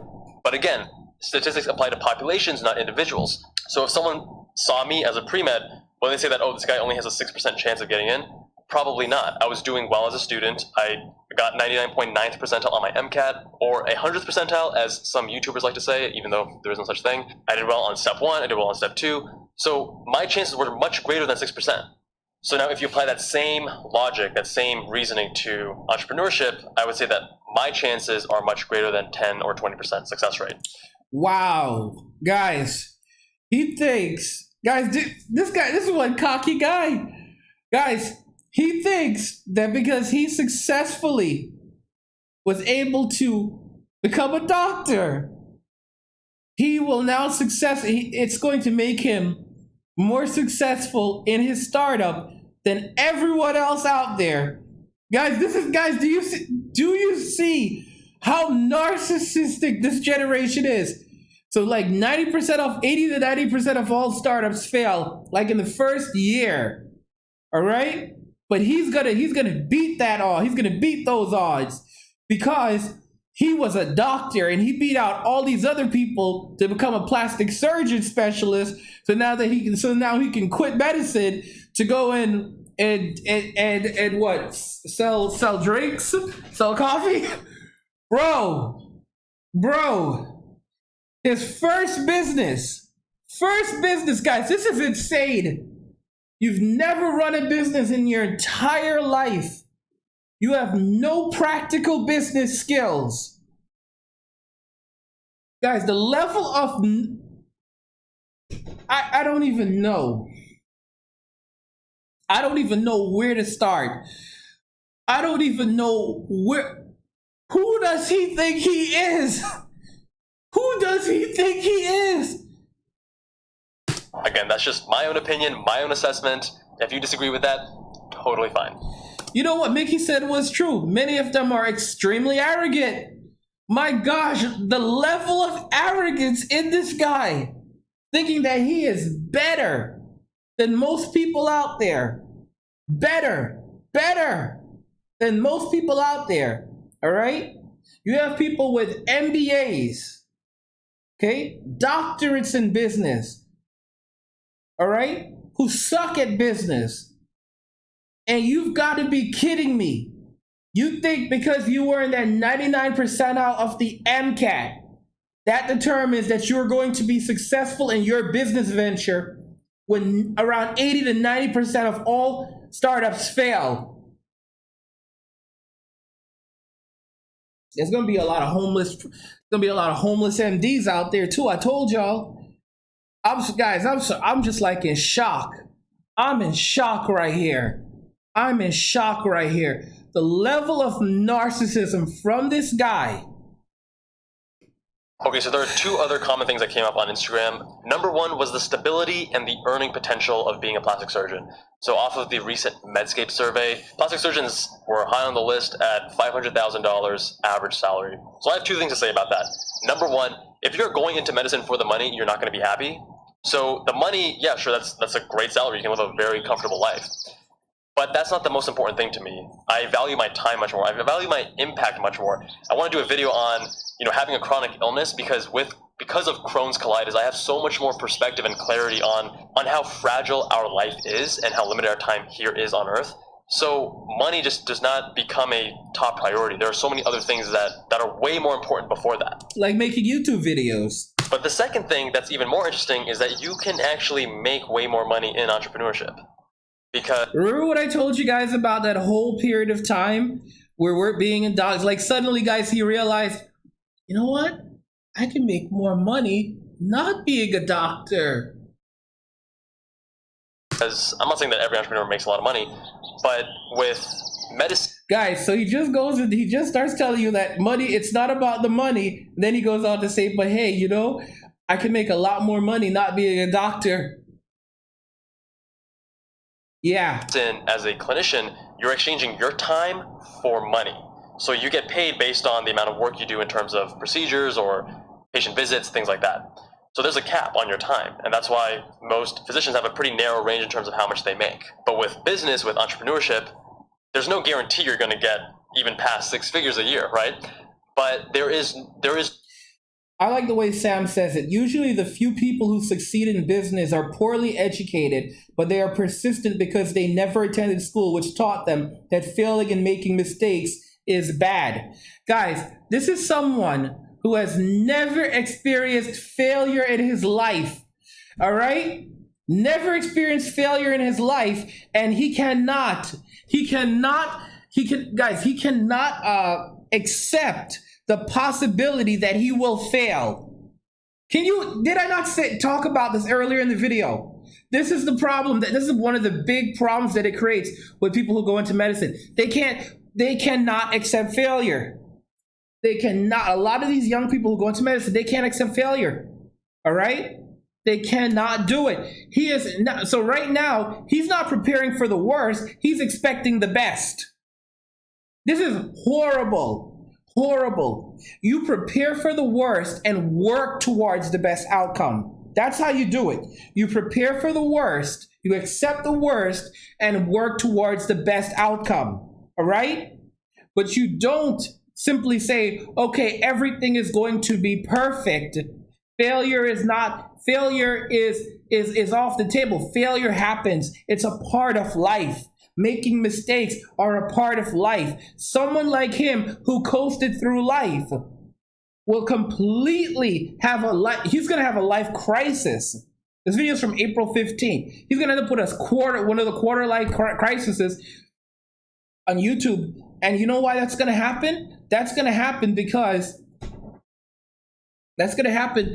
he's never experienced failure before, and he's going to experience it. And he's not going to know what to do. He's not going to know how to handle it.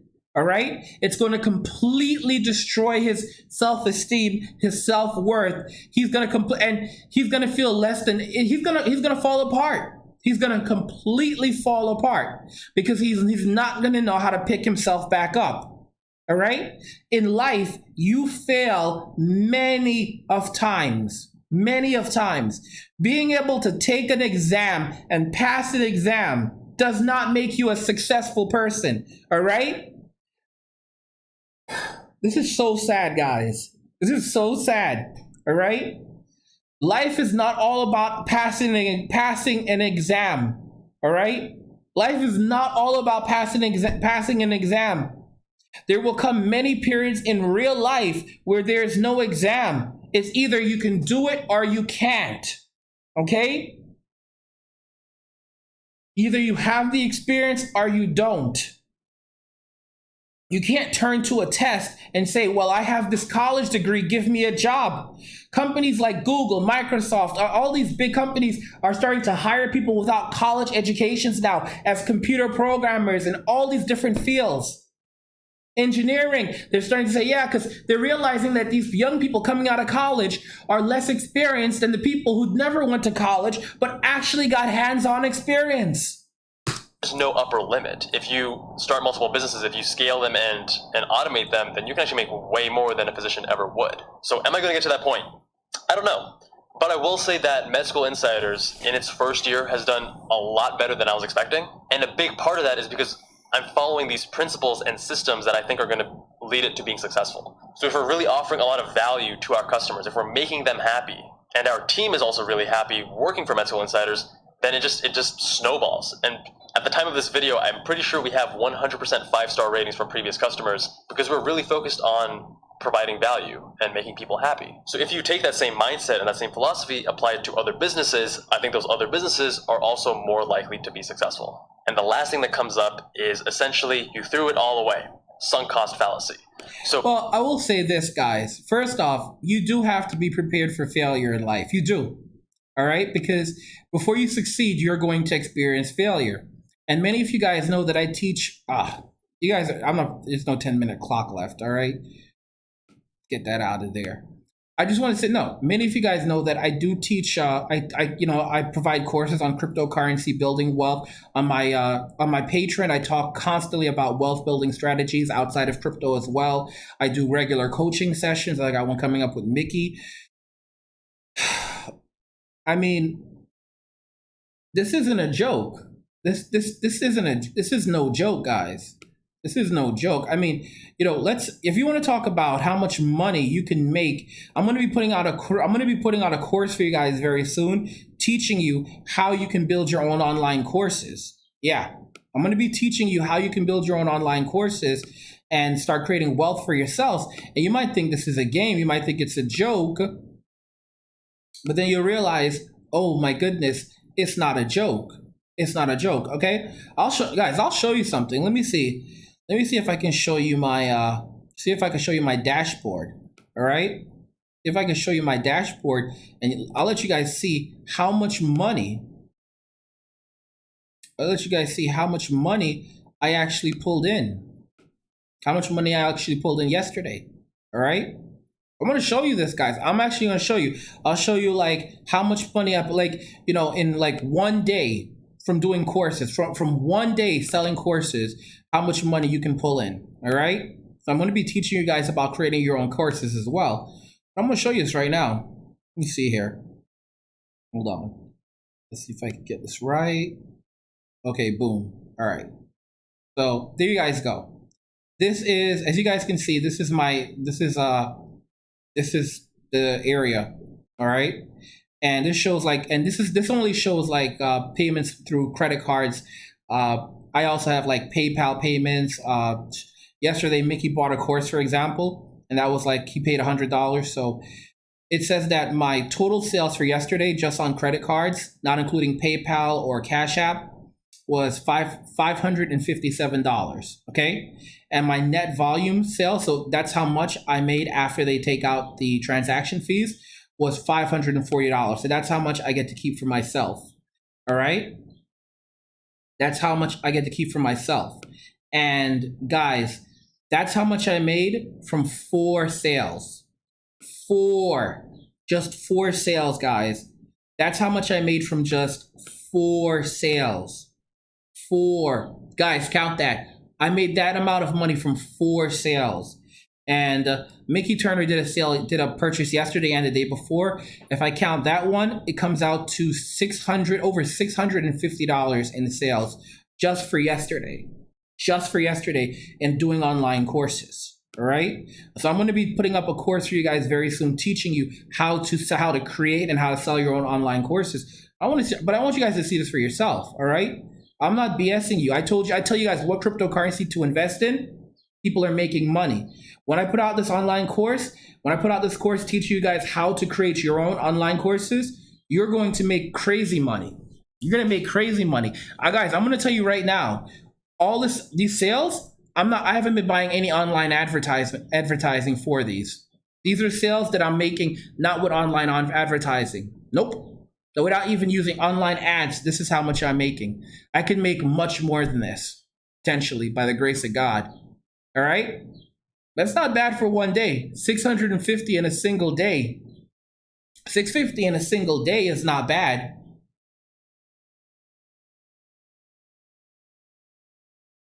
Think about that. Think about that. Look at that, guys. You see here.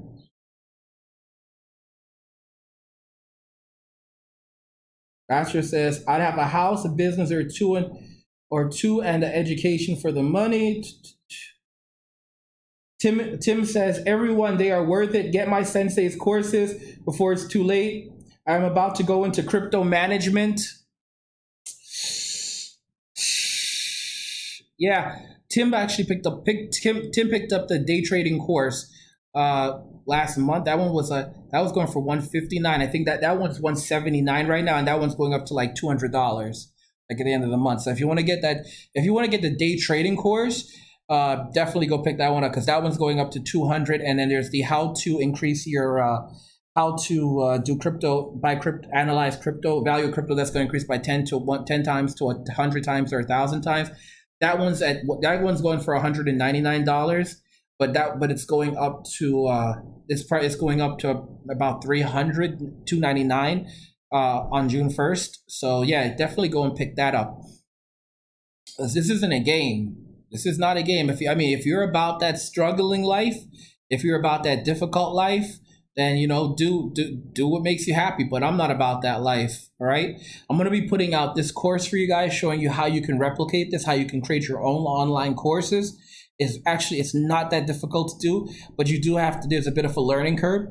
Okay, I'm going to give you all the tools you need to do this, how you can create an online course completely for free, run your own business, and make and build wealth. I'm going to teach you how you can promote them. This course is actually going to cost about $500, but I'll probably do an early bird special, so it'll be going for like $299, and then it'll go up gradually to $400 to like $399, and then to $499. But yeah, for $500 for a course that will teach you how to make a business where you literally can just to live off that income. That's pretty incredible. And guys, I want you to realize, like, this is not the only way that I make money. This is not the only way I make money. All right, I have multiple different streams of revenue. This is not the only way I make money. Okay. I have my cryptocurrency. I have day trading cryptocurrency. All right. I have my tutoring, my teaching packages. All right. My coaching packages. I make money from that. So yeah, while all these, so-called MGTOWs are out there doing MGTOW, I'm really living this life. I'm about getting my money. I put God first, and then I get my money. All right. A lot of people have never really experienced wealth before, to have financial freedom. So they can't imagine it. I look at guys like Kevin Hart, and Kevin Hart is worth $150 million. And this guy is starving. He was on JRE, on Joe Rogan Clips. And Joe was like, how much is enough? Because he's like, you and The Rock are crazy. Like, you guys just don't stop. Like, and Kevin said to say that, to put a limit, he says that's like that's saying that things are over. Kevin, how old is this guy's like, Kevin is 39 years old. He's 39 years old, right? And this is how he's rolling. Kevin Hart is 39 years old. He's worth $150 million, and he's still hustling. He's hungry. He's worth $150 million, and he's hungry. He's starving.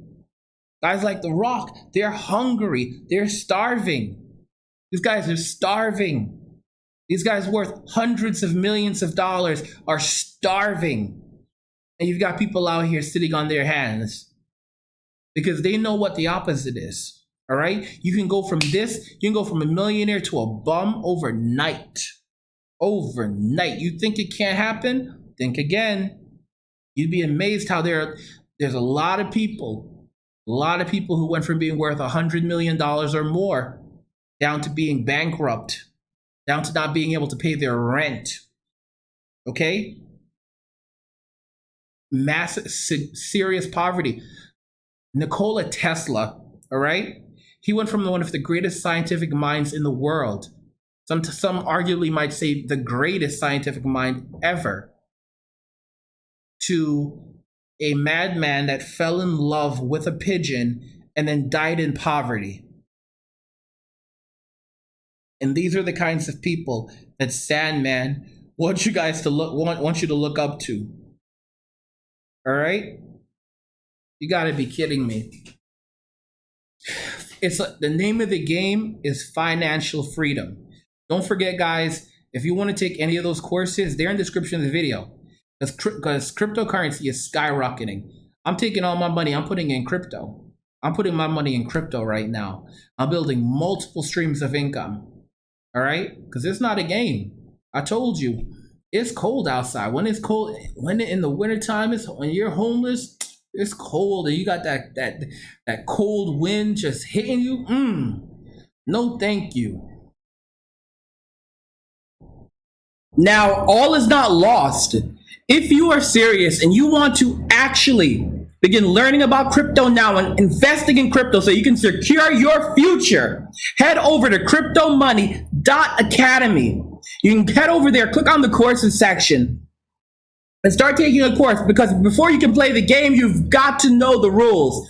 You can take the Introduction to Cryptocurrency course if you have not done so yet. Do not try to simply invest on your own, or you will lose everything. All right? You will have all of your little dineros taken away by some guy who's experienced. All right? So know what you're doing. Don't, because there is a major learning curve. But I've actually created this introduction course that actually removes a lot of those barriers that confuse people along the way, and have refined this to the point where you can actually understand it and use it to help you to succeed and to be fluent in cryptocurrency. You're going to learn what is cryptocurrency. You're going to learn about the distributed ledger, which is the technology behind the blockchain. You're going to learn what gives cryptocurrency value. You're going to learn how cryptocurrency is created. You're going to learn how to store cryptocurrency. We're talking hardware wallets. We're talking paper wallets. You're going to learn about using cryptocurrency and purchasing cryptocurrency. You're going to learn about introduction to decentralized applications. That's the promise of crypto that no one talks about. You're going to be ahead of the game with that. You're going to learn about the crypto and the Internet of Things. We're talking about smart speakers. Did you know that Microsoft has partnered with a company called IOTA? IOTA is a blockchain. You can actually buy IOTA. It actually stands for Internet of Things, and it allows you to do things like secure smart contracts, to secure data, to make things a lot more transparent. Microsoft actually partnered with them. We're talking about not just Microsoft. We're talking about self-driving cars. This is the Internet of Things. Smart speakers. Your operating system, for example, in the future may be protected by the blockchain, the same technology behind cryptocurrency. Yes. So that's a big deal. But you have to understand this technology. You can't just jump in. You also need to understand initial coin offerings. You can lose a lot of money through initial coin offerings, but you can also make a lot of money through initial coin offerings. But you need to know how to do this, okay? Can you participate? Are you allowed to even participate? What is know your customer? What should you be looking for before you participate? Is this a scam? You need to learn these things, all right? You can even run into situations where the SEC can say, well, we're shutting down this project. Guys, you need to know these rules. You need to understand initial coin offerings. You can make lots of money. I lost easily over $1,000, I would say, when I first started investing, because I did not know what I was doing. Now I'm a seasoned blockchain developer. I've made these mistakes. I've developed my own cryptocurrency. I've invested in in dozens, if not hundreds of cryptocurrencies at this point. So I know the ins and outs of this, all right? I've been working with crypto for years now, and I'm gonna teach you everything I know, including the legal side of this, so that you don't make these blunders and lose all your money, all right? You're also going to learn about the different kinds of cryptocurrency, all right? We're talking about private tokens, we're talking about security tokens, we're talking about equity tokens, Bitcoin, and Ethereum. They're neither of those. You're gonna learn about cryptocurrency investing strategies, and you're gonna learn about the importance of consistency and persistence, because you need those two things if you want to survive in the crypto space. Now, if you want to begin day trading crypto, we have an incredible day trading course for you. This course actually gets to the point. So you learn what you need to learn to start day trading crypto. You're going to learn what is day trading cryptocurrency, coin investing resources, reviewing the market cap for coins and trading activity, trading on an exchange, identifying invest-worthy trading volumes and coins, using trading charts to predict outcomes, trading different kinds of trading. So that's the thing that a lot of people don't even understand. You're going to learn that identifying trading cycles, finding the optimal trading window, effective day trading strategy, the fundamentals of taking profit, and multi-trading techniques. So you're going to learn how to trade crypto while reinvesting the crypto that you've traded in another cryptocurrency. So you're going to basically be cycling through different cryptocurrencies without losing money. So you're going to be trading using your profits. It's incredible while also taking profit. All right. You need to know how to do this, because a lot of people are going to do this as we're heading into a recession now. So you guys need to know how to do this. All right. Also, if you want to buy cryptocurrency, you're going to need Bitcoins. That's how you buy crypto. You buy cryptocurrency usually using Bitcoins, all right? And so you go and you buy some Bitcoins, and you convert that to whatever crypto you want to buy. That's usually how it works. But if you don't know how to do this, you can end up paying 28 cents, getting 28 cents on the dollar for every coin. So for every dollar. So for example, let me explain. You want to buy some Bitcoin, all right, but you don't know how to do it. You're going to find these people. You're going to go to these sites, and you're going to end up having to pay them something like, they're going to give you, for what you would usually get for, let's say $1 of crypto along what would be worth $1 of Bitcoin, they're going to give you 30% of that. 30%, all right, of market value. They're going to give you 30% of market value. And you're going to be grateful for it, because you don't know how else to get Bitcoin. All right. Many of you are thinking, well, I'll just open a Coinbase account. Coinbase is a very, very difficult thing to open up. It took me multiple tries to get it working, because the system is so sensitive that they can literally say, oh yeah, well, we don't like your address, or there's like one little thing missing. I'm telling you, there are horror stories with Coinbase. Don't get me wrong. Having a Coinbase account is amazing and incredible. Many people will never have one. I'm just telling you that right now. You need to know how to buy Bitcoins anonymously and through secret methods, all right? So that you can literally take cash and go buy Bitcoins. I'm going to teach you how to do that using the How to Buy Bitcoins Anonymously and Through Secret Methods course. With this course, if you check out the curriculum, you're going to be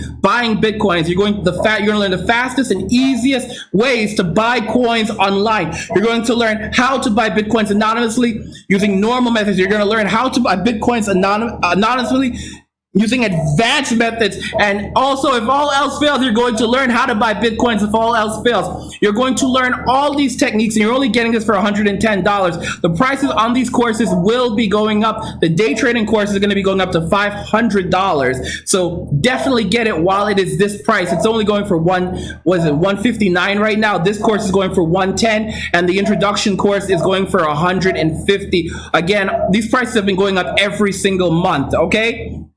So again, go ahead, pick up the courses, start learning now, because this is it. This is it, guys. Don't waste your time. If you're serious, if you want to secure your future, jump on in, and you can actually message me, ask questions, and I'm here to help you. And guys, if you know one thing about me, I've been around, all right? Compared to other providers, creators, I've been around. I'm here, all right? I don't just, I don't just like vanish like that. You guys have seen me for years, and you know that I am legitimate. You know that I will be there to help you if you want, and you can also check out Patreon if you want even more hands-on. Like I said, guys, there's no good time. There's no time like the present. No time like the present, all right?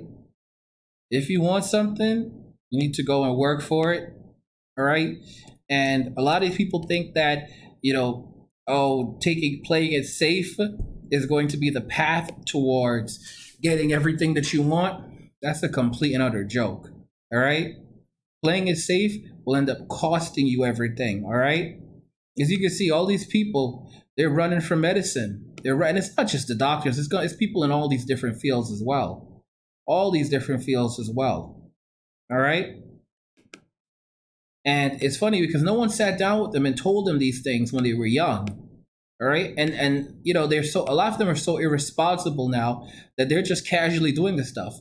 Also, guys, don't forget I have this course, how to choose/invest in altcoins that will increase by 10 times to 100 times or more.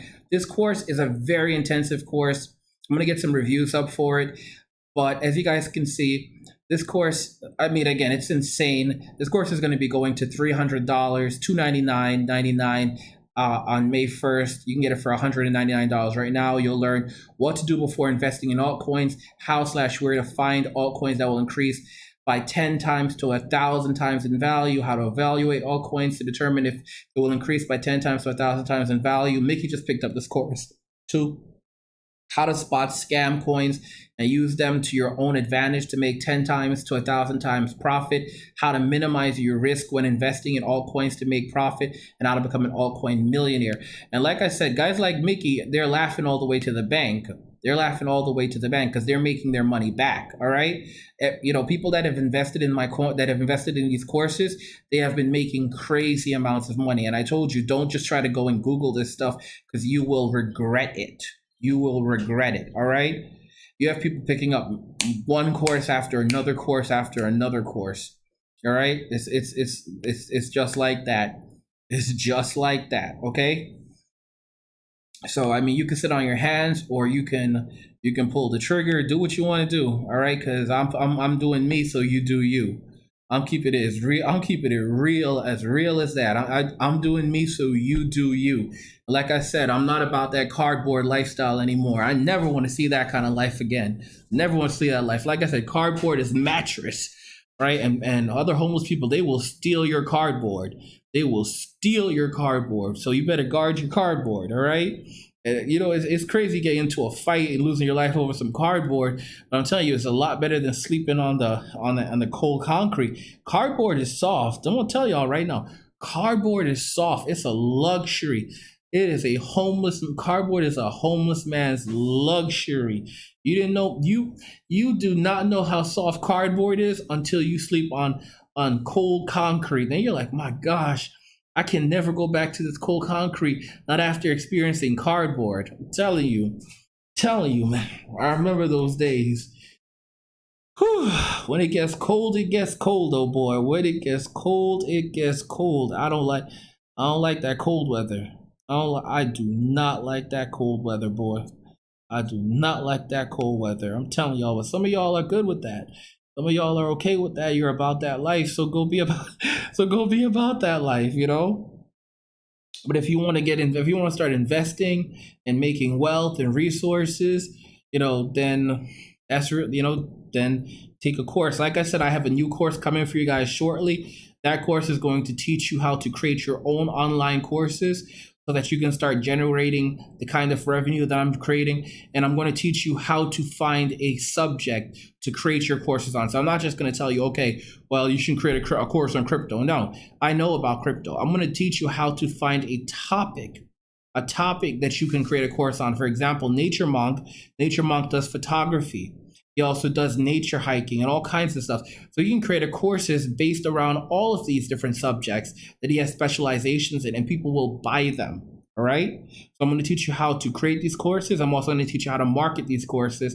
And you're going to be able to take that course and turn it into a business so that you can generate hundreds or thousands or tens of thousands of dollars each month in income that you don't have to work extremely hard for. All right.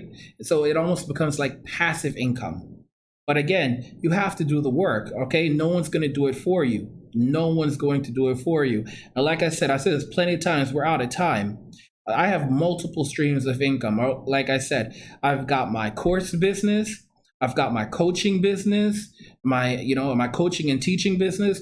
I've got even my YouTube channel. I do make some money from it, not a ton right now, but I also have my cryptocurrency business where I have my red pill business where I've developed cryptocurrency, and then also of course I have my day trading and my investments in cryptocurrency. So like I said, I'm not screwing around. In terms of education, I have 2 masters. I have 2 master's degree. I have a bachelor's in business from one of the top business programs in the world. All right, if not the top, and then I have 2 master's degrees on top of that. Okay. Got 2 masters, and not in art history. Not in art history, all right? I've got it in real hard subjects. So, you know what? I got mine, but some of y'all, you're about that other life, and like I said, do what makes you happy. Like I said, protect that cardboard like you protect your life, because I'm telling you, that concrete is hard and that concrete is cold. Let me read some of these comments right now, all right? Let me read some of these. Oh my gosh. Let me see here. Sam had said earlier that there was an oversupply of Uber drivers. Bachelor said he could survive on minimal food. Bachelor says, why am I not a Gen Xer? Still planning to diversify. I'm just catching up on a lot of the messages. Bachelor says, I hope I die young. Oh my gosh. Yeah, I'm just catching up on a lot of I'm looking at some of the older messages. It's like, it's literally just catching up on them. Some of you guys are talking about being a polyglot, so speaking multiple languages. Ni hao. Yeah, he sounds Sam said, yeah, he sounds disingenuous regarding that doctor. I told you, he could care less. He could care less. Okay. Let's see here. Dun, dun, dun, dun, dun. Let me see here. Theme, I come here once in a while. Dr. MGTOW. Sam says, Subway founder said now US is corrupt. Oh my gosh. Failure is one of my biggest fears. I hate failure. Dr. MGTOW says failure is one of my biggest fears. I hate failure. If you can't handle failure, then you will never be able to achieve true success, because the path towards success is covered in failure. It's covered in failure. That's the honest to goodness truth. Most people who achieve great things have much more failure to show, but people only remember the success. They don't remember all that terrible failure that these people went through, all right, and continue to go through. Look at Elon Musk, all right? Massive amounts of failure on his end, all right? And now people think, look at him like, wow, how is he doing this? At the end of the day, if you have, the richest man in China, he was rejected by KFC. All right, he was like rejected from like all these menial jobs. Like he kept on getting rejected from crap jobs. Like they would hire 100 people, they'd hire 99 people, and he'd be like the 100 person, and they wouldn't hire him. They're like 99 other people got hired, but they didn't want him. All right, like he was always at the bottom, and he is the richest man in China. Okay, and he talked about failure. He's talked about failure, but people don't want to hear these things. They just want to go from point A to point B. That's why people like they go to medical school when they're younger. They're like, oh, I'm just going to go from point A to point B, because they think that it's a path towards wealth and resources, but they don't realize that there's so much treachery, and a lot of it, if you're looking for money, a lot of it's a big scam. Let me see here. Bachelor Jaguar says, I never want to be homeless like I was before. I hear you on that, brother. I hear you on that. He says, at least soil is warm, but funnel webs can come out to bite you. Oh my goodness. Sam Raven says, and satanic bulldog ants looking to jump you with a 6mm stings. Oh my gosh. Timothy says, California always good to the homeless in the city. Oh my gosh. Oh my gosh. I'm telling y'all, you gotta be careful with things like tuberculosis when you're out there, because the homeless are always spreading all kinds of things. Always these health risk infections, all kinds of stuff are always breaking out when you're around these guys, people. Like seriously, you want to protect yourself, because it's not a game. It's not a game. All right. Anyway, guys, you can go pick up a cryptocurrency course at cryptomoney.academy if you want to get on your game and start going out there and living the best version of yourself. Like I said, we're out of time. We're in a massive recession, a massive depression right now. You got doctors running away from medicine, buying up crypto. But again, if you want to sit on your hands, do what makes you happy. Love God, get money. I'm out. Cheers.